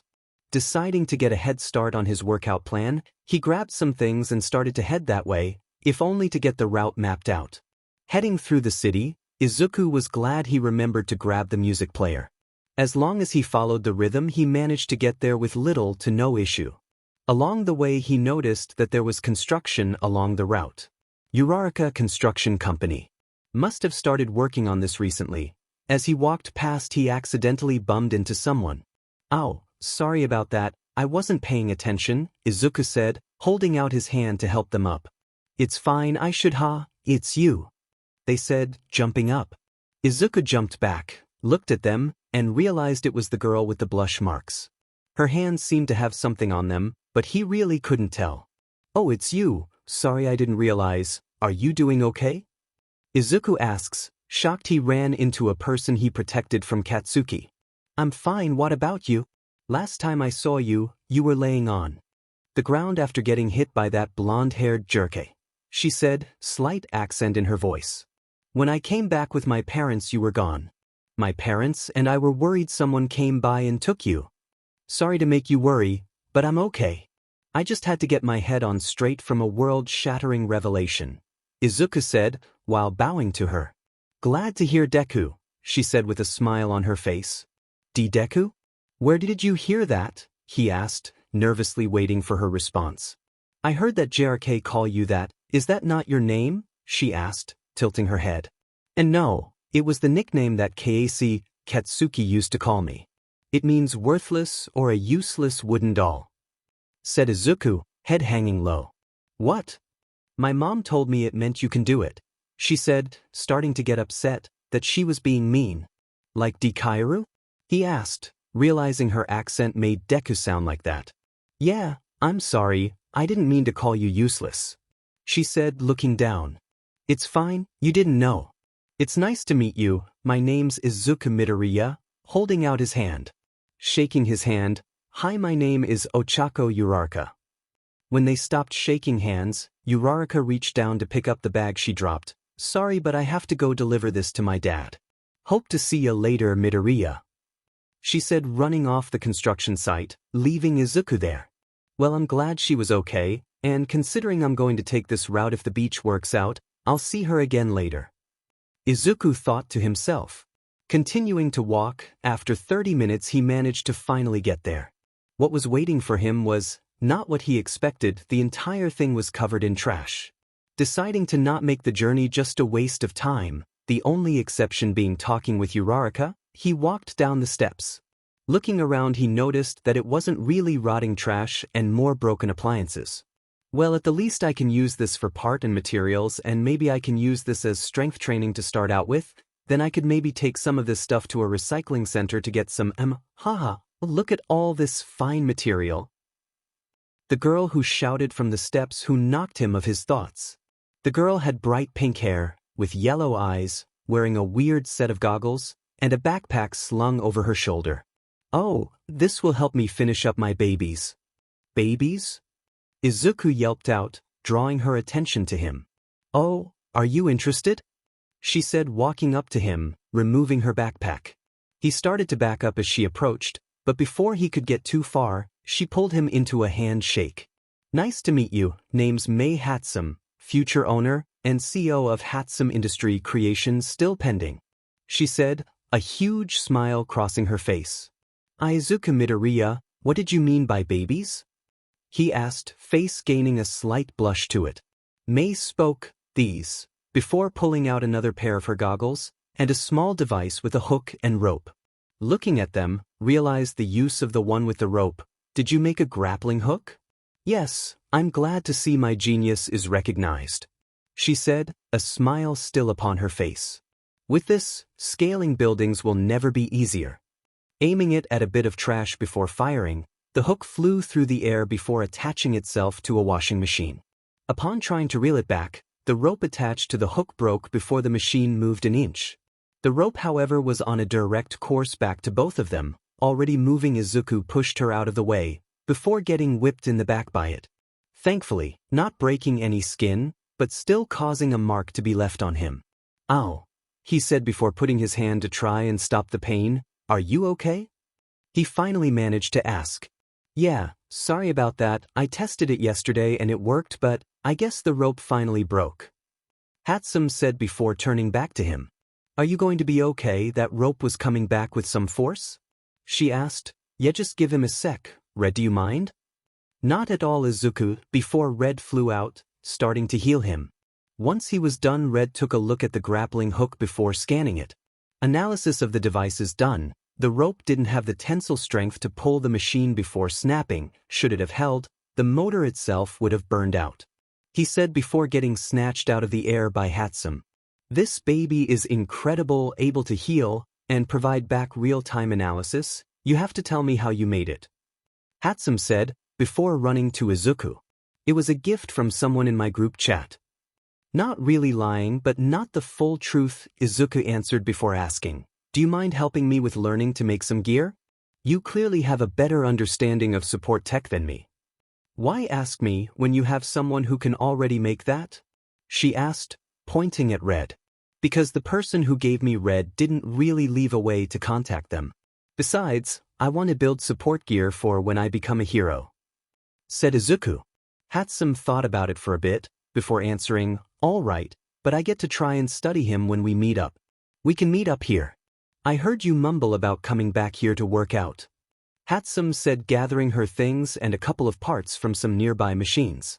"Here, hand me your phone," she said, holding out her hand. "What makes you think I have a phone?" Izuku asked, already handing his over. "Doesn't everyone? My parents gave me one when I kept getting into junkyards for parts," Matsum said, typing her number in. Izuku looked at her, and in the short time he had gotten to know her, he could understand why her parents thought it was good for her to have one. "Okay, that's fair," he said before having to catch his phone that had been thrown back to him.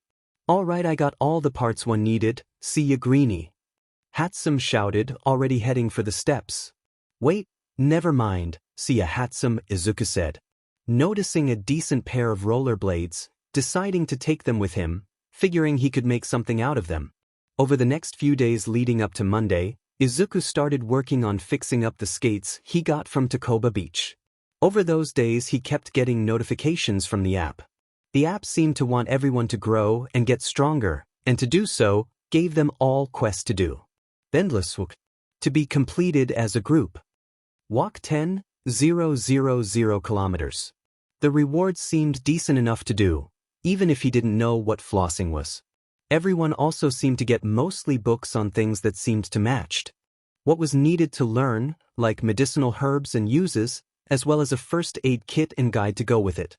There were things given to specific people like Rin getting a book on Arsène Lupin, as well as a deck of tarot cards and a guide on how to read them.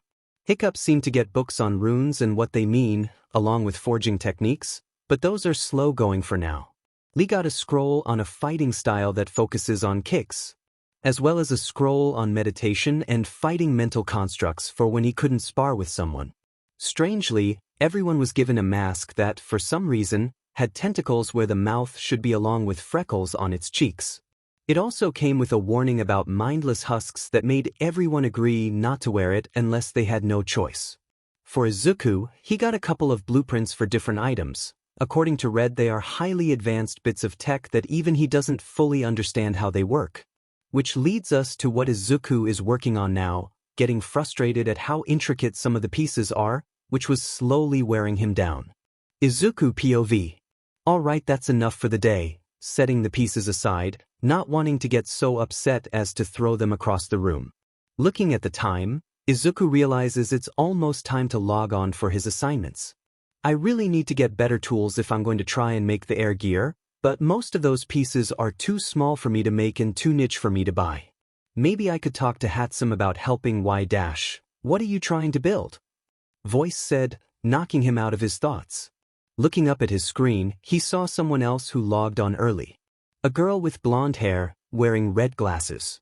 Oh, sorry, I didn't realize I hadn't muted myself, Izuku said, bowing his head a little bit.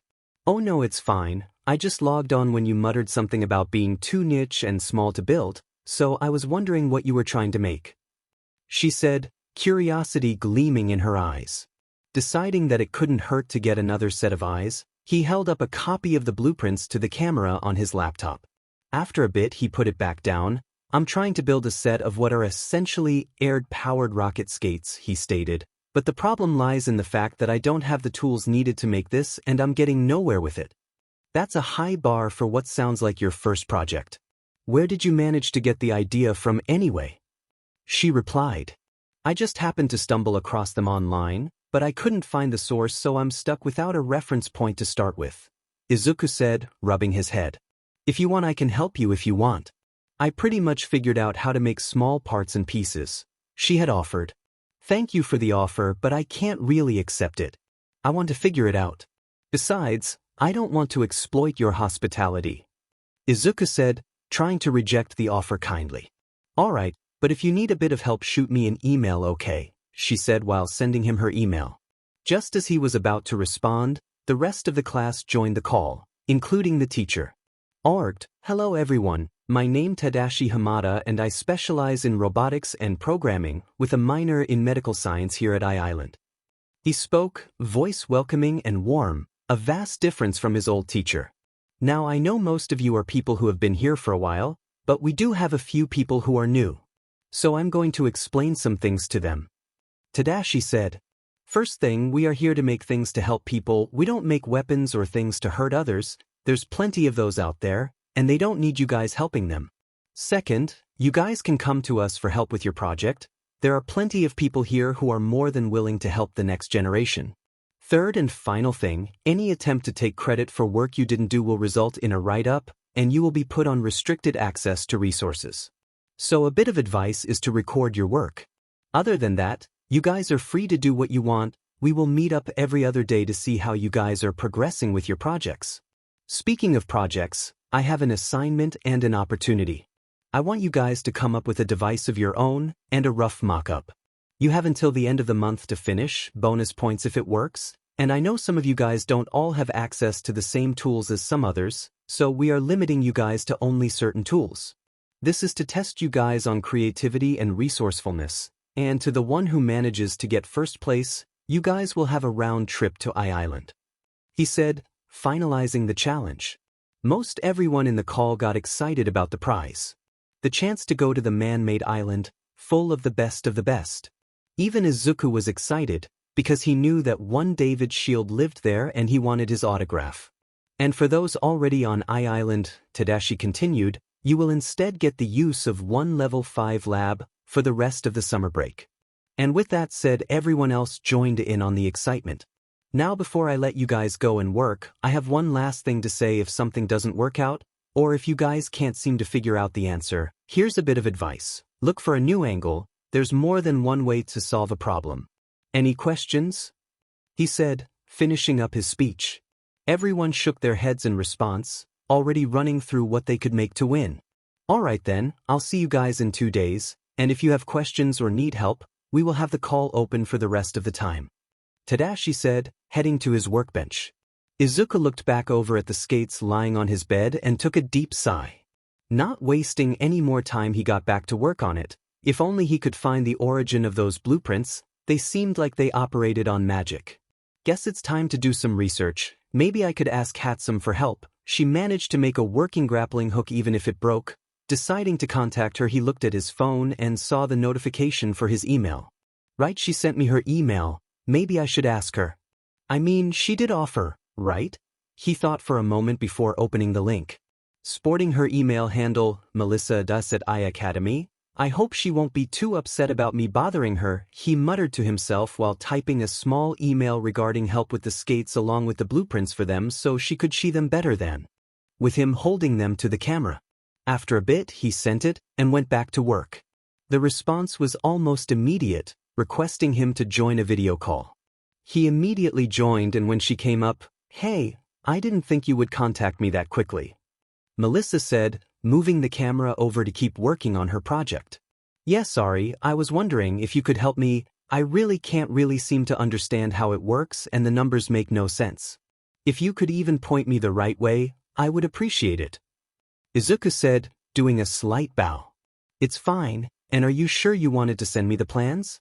I mean, I know you said that you stumbled across them, but they are really well put together. I mean, I could just take them for myself," Melissa said with teasing in her voice. "I'm sure, besides it would be wrong of me to not try and get this tech out there. Besides, I was working on this for me to get around the city. But I'm probably not going to be able to use them while training." He responded back. "You're training for what?" she said, curiosity peeking through. "I'm going to be a hero, and I need support gear for when I'm in the field. That's why I'm hoping to get these up and running, hopefully help me keep up with those who have low-level speed quirks," he said, Googling flying machines. "That would help, especially someone like me. I'm always running late, that's why I'm making this," she said, showing what looks to be a pogo stick. "Why a pogo stick? I mean, you could just use a bike, right?" he said, tilting his head to the side. "Yeah, I could, but with a bike I could catch a flat tire, a chain break, or even run into someone if I don't notice them. With this I can just jump over everything, while the only maintenance is just replacing the spring. Plus it would be more fun," she said, a smile beaming on her face.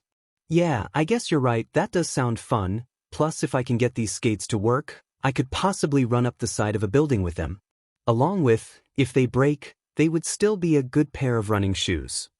He said, motivated to get them to work. Well, you should get to work on finding that formula. I just realized I never got your name. Name's Melissa Shield, she said, smiling at the camera. Shield, like David Shield, man who made All Might suits and revolutionized hero suit materials, and to this day still improving upon it? Izuku said, fanboyness coming through. Yep, he's my dad. I got some big shoes to fill, and I'm going to give it my best. Melissa said, confidence beaming with each word spoken. So what's your name? Izuku Midoriya. I live in Mustafa, Japan. He said, doubt creeping in, thinking he couldn't compete with her genius. You speak English surprisingly well, for someone from Japan, she said, working on her pogo. Yeah, well, he said, turning his camera a bit, showing off his collection. I couldn't be an All Might fan without listening to his interviews when in America in English. Are you sure that's not a museum exhibit? She responded, eyes widened at all the merchandise. It's not that much, he said, rubbing the back of his head. Shaking her head. So what got you into wanting to make support gear if you want to be a hero? She had asked. I want to save people with a smile on my face, and to prove I can do it without a quirk, he said, with determination in his voice. You don't have a quirk, and you're still trying to be a hero? She had asked. Yeah. Do you hate that I don't have a quirk? He asked, nervously waiting for her response. I don't hate you for not having a quirk. If I hated you for that reason, I would also have to hate myself. She responded. That means dash. I'm also quirkless. Man, I'm not going to lie, I'm a little bit jealous of you, Midoriya. She said, hanging her head a bit. When I got told I wouldn't have a quirk, I was heartbroken that I could be like my uncle. But my dad said that even though we're not heroes, we are the ones who protect them. I had all but completely given up on it, and here you are having the same dream I did, same problem I have, and yet here you are trying anyway. She said, voice getting heavy with emotion. A few moments of silence stretched between them before, so why don't you? Izuku asked. What? Why not try and be a hero like me, one that doesn't have a quirk and uses support tech? He asked. It's too late, isn't it? I mean, I put all this effort into being a support technician. I can't just throw that away. She had answered. You don't have to, you can be like Powerloader. He's a hero, along with being the support course teacher at UA along with making his own exosuit and gadgets, Izuku said. So, I could be a hero and a support technician? She had asked, voice having a weight to it unlike before. I know you can, you're smarter than me, and you got your dad, whom I remind you is David Shield. If anyone can be a hero, it's you. He told her, voice now filled with pride and determination, like if a dragon was speaking to her. Not wanting to cry in front of this boy, who unbeknownst to him caused her dream of being like her uncle to reignite, she stepped off to the side of the camera for a bit before returning. Thank you, Midoriya. I think I needed to hear that.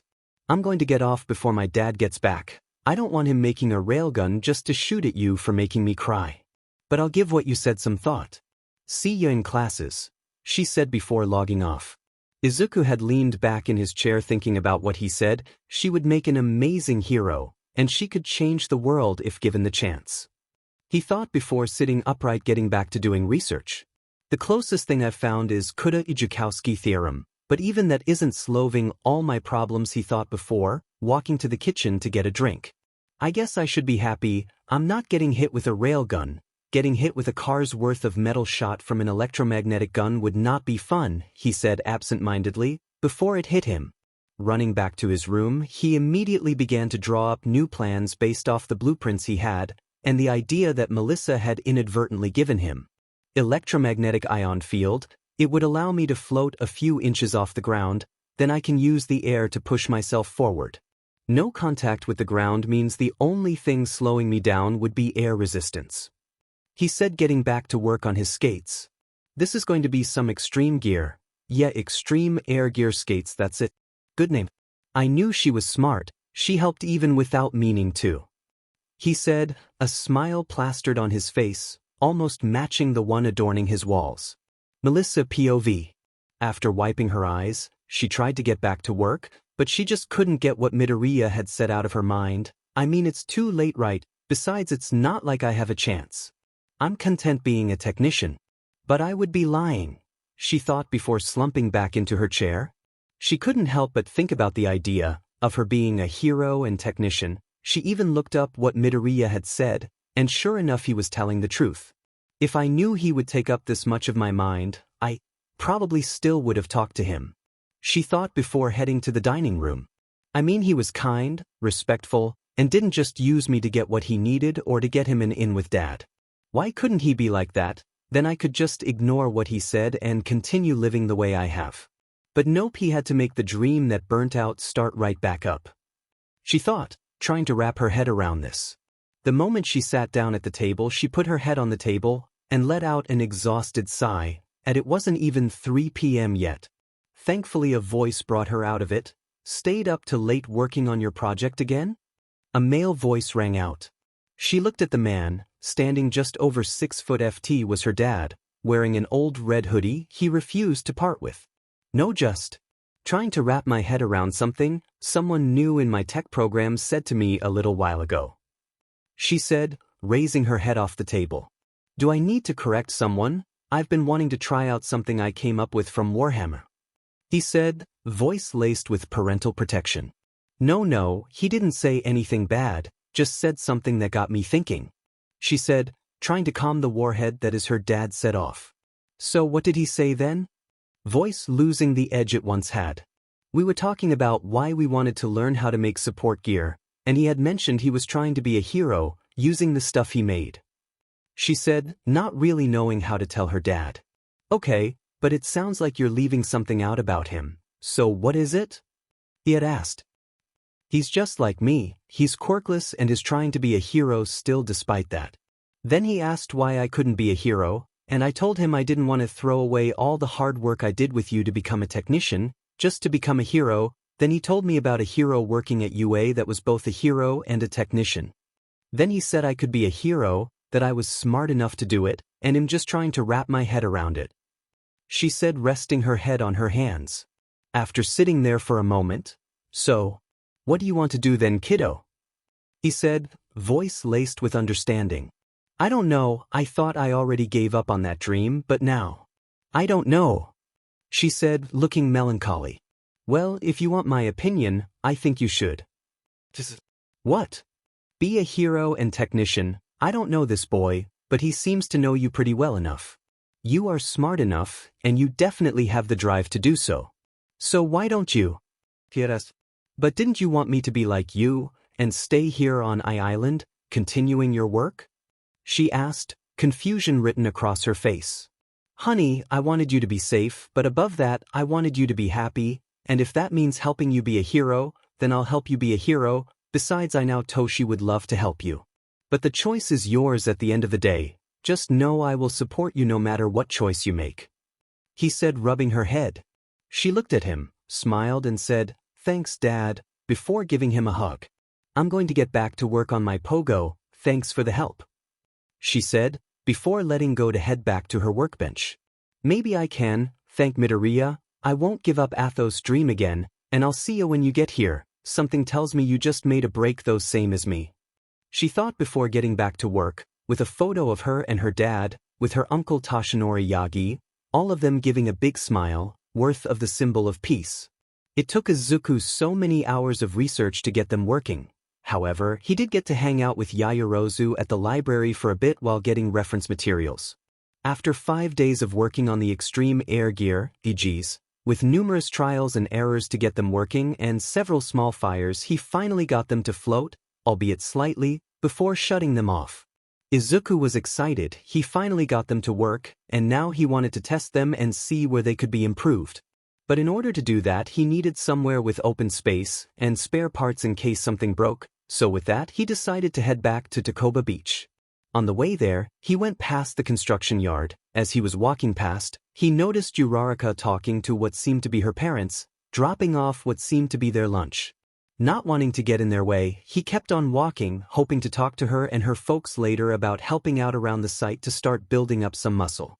Upon arriving at the beach, he walked through the almost literally mountains of trash and scrap. He managed to find a spot with a clear view of the sea and wide enough to test the skates. Deciding it would be good enough for a test run, he started to get everything set up, hoping to finally get the chance to run at the same speed as All Might. As he was about to put on these, he stopped for a moment and realized, I was about to do something incredibly stupid. He thought to himself, shaking his head as he started to take them back off. Is everything all right, Izuku? Red said to him, coming out. Yeah, I just realized I almost strapped experimental gear to my feet and just take off, without any sort of way to stop myself. He responded, putting back on his regular shoes. There has to be something here we can use as a stand-in, he said, starting to look through the piles of scrap. After a few minutes of scrounging, he managed to find an old, beaten-up mannequin. After a few minutes putting it back together, he started to drag it back to the area where he had set up everything. After getting back, he started to strap the G's onto it. Once he was done, he tightened all the joints on the mannequin once he got it standing upright. Izuku, it may be a good idea to strap it down to a heavy object so it doesn't fly around and possibly into you, Red said, already looking for some chain around them. Yeah, good idea, Izuku responded, looking for something to strap it to. After a while he managed to find a fridge close enough. He started to try to bring it back with him. After 30 minutes of pushing it, he finally managed to get it back, but he was exhausted. Hey Red, send a message to Guy Sensei, I need to get stronger if I'm going to keep having to drag more things here for testing, he said, sitting for a bit to catch his breath. Message sent. Also we have someone approaching, Red said, putting Izuku on high alert. Turning to where Red said they were coming from, he saw a familiar head of pink hair. Handsome? Hey Greenie, what's up? Oh, what's this, some kind of boots or something? She said, running over and looking at the G's. Yeah, they're meant to help me with running at high speeds. I was just about to test them, he said, walking over to the setup and double-checking the chains Red had found. Well, what are you waiting for, Greenie? Fire them up, she said, a smile beaming on her face. Just give me a minute, I need to double-check and make sure they won't fly off. I won't be able to make another pair in time for the contest, he said, finalizing his mental checklist. She looked at him in confusion. Contest? What contest? The program I'm a part of is having a contest as motivation for getting us to build support gear. And the winner gets to go to Island for a week, and I want to go, because I may never get the chance again, he said, heading back over to the safe zone. May looked at him with such excitement. Why am I not in this program? Imagine what I could build in a week on Island, the sky's the limit, she said, imagining all the things she could build. Yeah, well, now you know why I can't lose these. It would take too much time to remake them and test them. So I only have one shot at this, he said, setting up his laptop and getting Red to start recording this. I wish I had known about this program earlier, so I could have gotten the chance. I would have blown everyone out of the water with my babies, she said, upset she couldn't join this late. I never did get to ask, but why do you call your gear babies? He had asked, almost finished setting up. They're my babies. I put my blood, sweat, and tears into making them. They're important to me, besides that's what my parents call them, she said, rummaging through a pile of scrap nearby. Really? Yep, I always hear them say, look at this baby, come on baby work, this baby's got so many features, so that's what I thought everyone called them, she said, pulling out a washing machine motor. I guess that makes sense, but you might want to be careful about that in the future, they may take it the wrong way, he said, finalizing everything. All right, time to fire them up, Red, start recording, he said, looking at Red. Recording started. Hello, this is Izuku Midoriya, and this is the first official test of my extreme air gear, or IGs. We will be starting on 5% move and working our way up. The one recording is Red, and off to the side is my friend Hatsum, who just showed up looking for materials, he said, turning back to the dummy. In 3, 2, 1, go, One said, pushed a button on his laptop and turned them on. These barely moved a centimeter before shutting off. Wow, I'm so impressed, Hatsum said off to the side, a slight teasing in her voice. Looking at her in annoyance, well, I did start them off low for safety, but I think we can go to 50%, he said, turning back and adjusting the output. Alright, here we go 3, 2, 1. And once again pushing the button, only this time the dummy started to float, barely pulling against the chains. About to call it a success, but before he could hit the cutoff, the dummy joints loosened a bit and brought the boots together, and once connected, caused the dummy to shoot off like a rocket.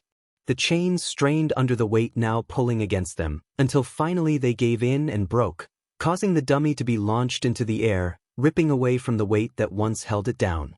Seeing the dummy get launched, Izuku slammed the emergency stop, cutting the power to the boots, causing the dummy to fall right where Hatsum was looking for parts. Hatsum, move! By the time the thought had even entered his mind, he was already in motion to get her out of the way. Once reaching her, he tackled her out of the way, moments before the dummy crashed into the pile of scrap. Looking at the dummy, he could see that all of its limbs were bending the wrong way. Looking back at Hatsum, seeing her groaning and starting to sit up. Sorry about that, guess 50% was too much, you good? He said, getting to his feet. Yeah, I just didn't think I would be getting tackled today, so I wasn't expecting it, she said, as Izuku held out his hand to help her back up. Looking up, she could see a small vapor trail. Man, that got some height, about 20 meters or so. She said, looking back at him. Maybe, but what I want to know is what caused it to happen, he said, walking over to the wreckage, looking at the EGs. He could see certain components had melted, and others had fused together. Face turning pale. I guess I should be happy I wasn't wearing them, otherwise I would most likely be in a lot of pain, he said, throwing some water on the boots, hearing them sizzle. Once cooled off, he took them off the dummy and started to look them over. Most of everything's melted, I'm going to have to rebuild them either way. Well, I guess back to the drawing board. Red, do you have any idea what was happening? He asked, looking at him. Red flew to the boots and started to scan them. It seems that the magnetic fields had distorted into a cone shape, causing the negatively charged ions to start flowing downwards, causing the air to heat up so fast it caused it to ignite, and with all the air being pumped into it, it became self-sustaining. He said, looking back at Izuku. And that was only 50, imagine what could have happened at 100. Looking back at the charred mess. Well, at least we know it works, now we just need to fix them, hopefully there is another pair of skates somewhere around. Looking back at Hatsum, who was standing next to him. Are you sure you're good? He said, with a worried tone in his question. Yeah, just a bit sore, I'm more upset that the part one was grabbing is now broken, she said, fishing out what looks to be an old regulator, now twisted and mangled. Sorry, I should have been more careful. Guess I won't be able to go to Island after all. I doubt I'll be able to find everything I need again. It's looking for screws in an entire assembly line, everywhere but not the ones I need. He said, upset, but still looking for the pieces in the hope of getting them fixed in time. I'll help, besides might find another one lying around. She said, already looking around at other trash piles. Are you sure? Might take a while. Yeah, besides, consider it thanks for getting me out of the way. Alright then, what are you looking for so I can keep an eye out for it? He said, going to a different pile. After searching for hours, they managed to find everything they needed for both of their projects. Thanks for the help, Hatsum. Hopefully I can rebuild it in time. But it should be much faster this time around. He said, packing everything into his bag, and a duffel he managed to find that was still in decent shape. Just call me May, Greenie. I think you more than earned it for all of this, she says, gesturing to the pile of parts. Besides, it makes it quicker when talking to me. Alright, then you can call me Izuku then, he said, putting the last thing away. Just as he was walking away, May grabbed his arm and started leading him. May, where are you taking me? Over here I saw something no support tech should ever be without, she said, leading him to a pile a good distance away. Upon reaching the pile, she let him go, then walked over and pulled out what she had seen. Is that a 3D printer? Yep, no good workshop is complete without one for prototyping, she said, walking back over to hand it to him. How did you see this? We must have been 10 meters away from it and it was buried, he had asked. My quirk lets me see up to 5 kilometers away. To me, it was like I was standing right next to it, she said, a smile beaming on her face. Really? It must help when looking at things up close. You wouldn't need a microscope to do minuscule circuits. Does it just give you the ability to look at long distances? Or can you also see other wavelengths like UV light, which would let you have night vision? If nothing would be great for a conugist, Izuku, you are muttering again, Red said, knocking him out of it. Realizing he did go on one of his muttering sprees, sorry about that, I like quirks and how they can be used, and I know it's creepy. Greenie, why would I be upset about you being passionate about something like that? I'm just impressed at how long you can go without breathing, she said with a slight chuckle. Besides, you heard me going on and on about my babies today, why shouldn't you get the chance? I was always told that it was creepy, and that I should just keep my mouth shut permanently, as no one would care about what I have to say, he said, picking at the metal tracks of the printer. Well, they're jealous that you're smarter than they are, so don't listen to them. Besides, that's the kind of stuff we need to make babies for the people who come to us. Now come on, I'll help you set it up, help me carry Dumming, she said, already grabbing the twisted legs of the mannequin that had almost crushed her. Why do you want to grab it? He said, walking over to her, because this way no one will mess with him, and we have a stand-in for our gear, already trying to drag him. Hold up then, let's just take him apart, then we can put him back together when we get there. So where are we taking him? He had asked, already taking the limbs off. To your place, you found him first, you got to keep him. Besides, I need to help you set up that printer first and show you where to get the good stuff for it, she said, helping with the removal. Well, I do have the space, and I could use him to test costume designs, he muttered to himself. Alright, but I'm going to need to find a better way of moving him around without people thinking I'm moving a dead body, he said, removing the last limb and handing it to May. Just use the duffel bag you found, or make him walk here himself, she said, securing the limbs to her bag. Maybe, but I wouldn't even know where to start with that. For now let's just use the duffel, he said, picking up the torso. Alright, lead the way, Greenie, she said, ushering them onwards. As they walked past the construction, they heard a loud bang and the sounds of someone yelling in frustration. Deciding to take a quick look, they could see the person yelling was the person Izuku had seen earlier talking to Uraraka. Wanting to see the problem, they both walked over to him. Are you all right, sir? Izuku had asked, walking up to the man. Having a closer look at him, Izuku could see that the man stood about 6 foot tall, with ashen blonde hair so dark it bordered on brunette, with a body built from years of construction. The man turned to them and saw them standing there. After calming down a little bit, sorry about that, kids, didn't think anyone was around, but yeah, everything's alright, just frustrated because this stupid thing keeps breaking down on us. Other than that, we're fine and you kids shouldn't be bothered. Besides, it's dangerous around here, you guys should get going, he said, turning back to the machine. By the time he turned around fully, May was already tearing into it, and before he could stop her, the machine roared back to life. There you go, just a couple faulty connections and loose wires, should be good to go, she said, already putting her tools away. Wait, how did you do that? We have been knocking our heads against each other for the past few weeks. We threw everything we could at this, he said, looking at the repairs that May did. It's easy, the power systems in that model always corrode over time, due to being outside all the time, so you just need to take a wire brush to it to clean them up. It's not difficult, she said, slinging her bag back on. Come on, Greenie, let's keep going, grabbing Izuku's hand and dragging him away with her. Wait a second, who are you two?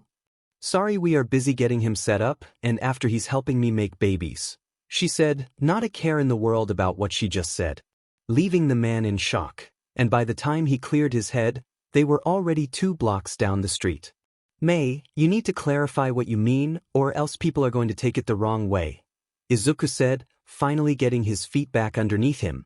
She looked back at him in confusion. What do you mean? A blush crossed his face before. Just ask your parents what it means, he said, trying to cool his face down. After 15 minutes, they finally got back to his house. I'm home, he called out, receiving silence in return. Mom must still be out. All right, this way, he said, leading May to his room. Once they walked into his room, May tossed the limbs on his bed and grabbed the 3D printer from his hands and set it on his desk and started working on it to get it running. During that time, Izuku started working on fixing his EGs. During that time, he got a video chat invite from Melissa, Without realizing who else was in the room, he'd pressed accept. Waiting for it to connect, he finally remembered May was still setting up the printer. Once connected, "Hey Midoriya, how'd the test go?" Melissa said, from where she was working at her workbench. "It went fine, just had an unexpected meltdown." He replied, seeing May not paying attention, too engrossed in her work to notice. "Did the test go that bad?" she had asked, looking over at him. "No, I mean a literal meltdown," he said, holding up his melted keys. "What the hell happened?" "I thought it was a simple lift test, not a till failure one. I'll have Red show you the test footage, but for now I need to remake them and maybe add some vents and better heat sinks," he said, setting his computer back down on his bed. "Why aren't you working at your desk?" she had asked while watching the footage, taking notes on what can be improved. "May is working on setting up a printer we found for me to use." "Who?" she had asked, now looking at him now in confusion. Deciding to make it easy on himself, Izuku moved the laptop to his desk and turned it to face May. "Melissa meet May Hatsum, May meet Melissa Shield. I'll let you to talk while I get back to the boots," he said, leaving them to talk. "Greenie, why didn't you tell me you knew a Shield?" she said, turning back to the computer. "Nice to meet you. Name May Hatsum, future CEO of Hatsum Industry. Creation still pending. Nice to make your acquaintance," she finished, confidence booming in her voice. "Nice to meet you as well. You already know my name. How did you and Midoriya meet?" she asked, now turning fully to meet her eye. "We ran into each other at Takoba Beach. Then I showed him some of my babies and hell fell in love with them. He had to have my number." May respond, then chiming in from the side, "She calls her gear her babies, and she asked me for my number so we could hang out and brainstorm ideas together," Izuku said, slight embarrassment in his voice. I was about to ask, so you also invent Hatsum?" Melissa had asked. "Yep, and also call me May, Greenie here already does." "At your request, May," spoke Izuku, cutting May off. Details. Anyway, Greenie, how's it going with the boots?" May asked, turning back to the printer. "It's going good. I almost got all the parts one could salvage from the originals. Now I just need to start putting them back together and dejin the vents to stop them from melting again," he said, throwing the melted boots away and taking apart the replacement skates, even if they are a bit big on him. "So, are you almost done with the printer, May?" "I was done a while ago. I just needed to borrow your laptop to make a test print, which, luckily for me, you just handed it to me right when I need it. So just let me do this and," she said, trailing off, as she was looking for a good model for the test print. "All right, found one. You have a weird browser, Greenie. I didn't even know about people making weapons that can transform," she said, uploading the file to the printer. Izuku looked confusion, until it hit him. May, I need to see my laptop real quick," he said, digging himself out of his mess and scrambling to get up. "May, what are you talking about?" Melissa had asked, unaware about Izuku rising panic. "Here, I'll send you the link," May said, already typing it up to be sent. "Wait!" screamed Izuku, putting his hand on the mouse pad. He looked at the screen to see it already sent, with 2 notification sounds going off. He looked at May, seeing her phone in her hand, then hearing a scream, looked at his computer to see Melissa on the floor with a phone in her lap and a Moogle fly off screen. "Izuku, what was that?" Melissa screamed at him. "And what kind of name is Hiccup?" asked May, his headache already going from what is now going to have to explain to both of his friends.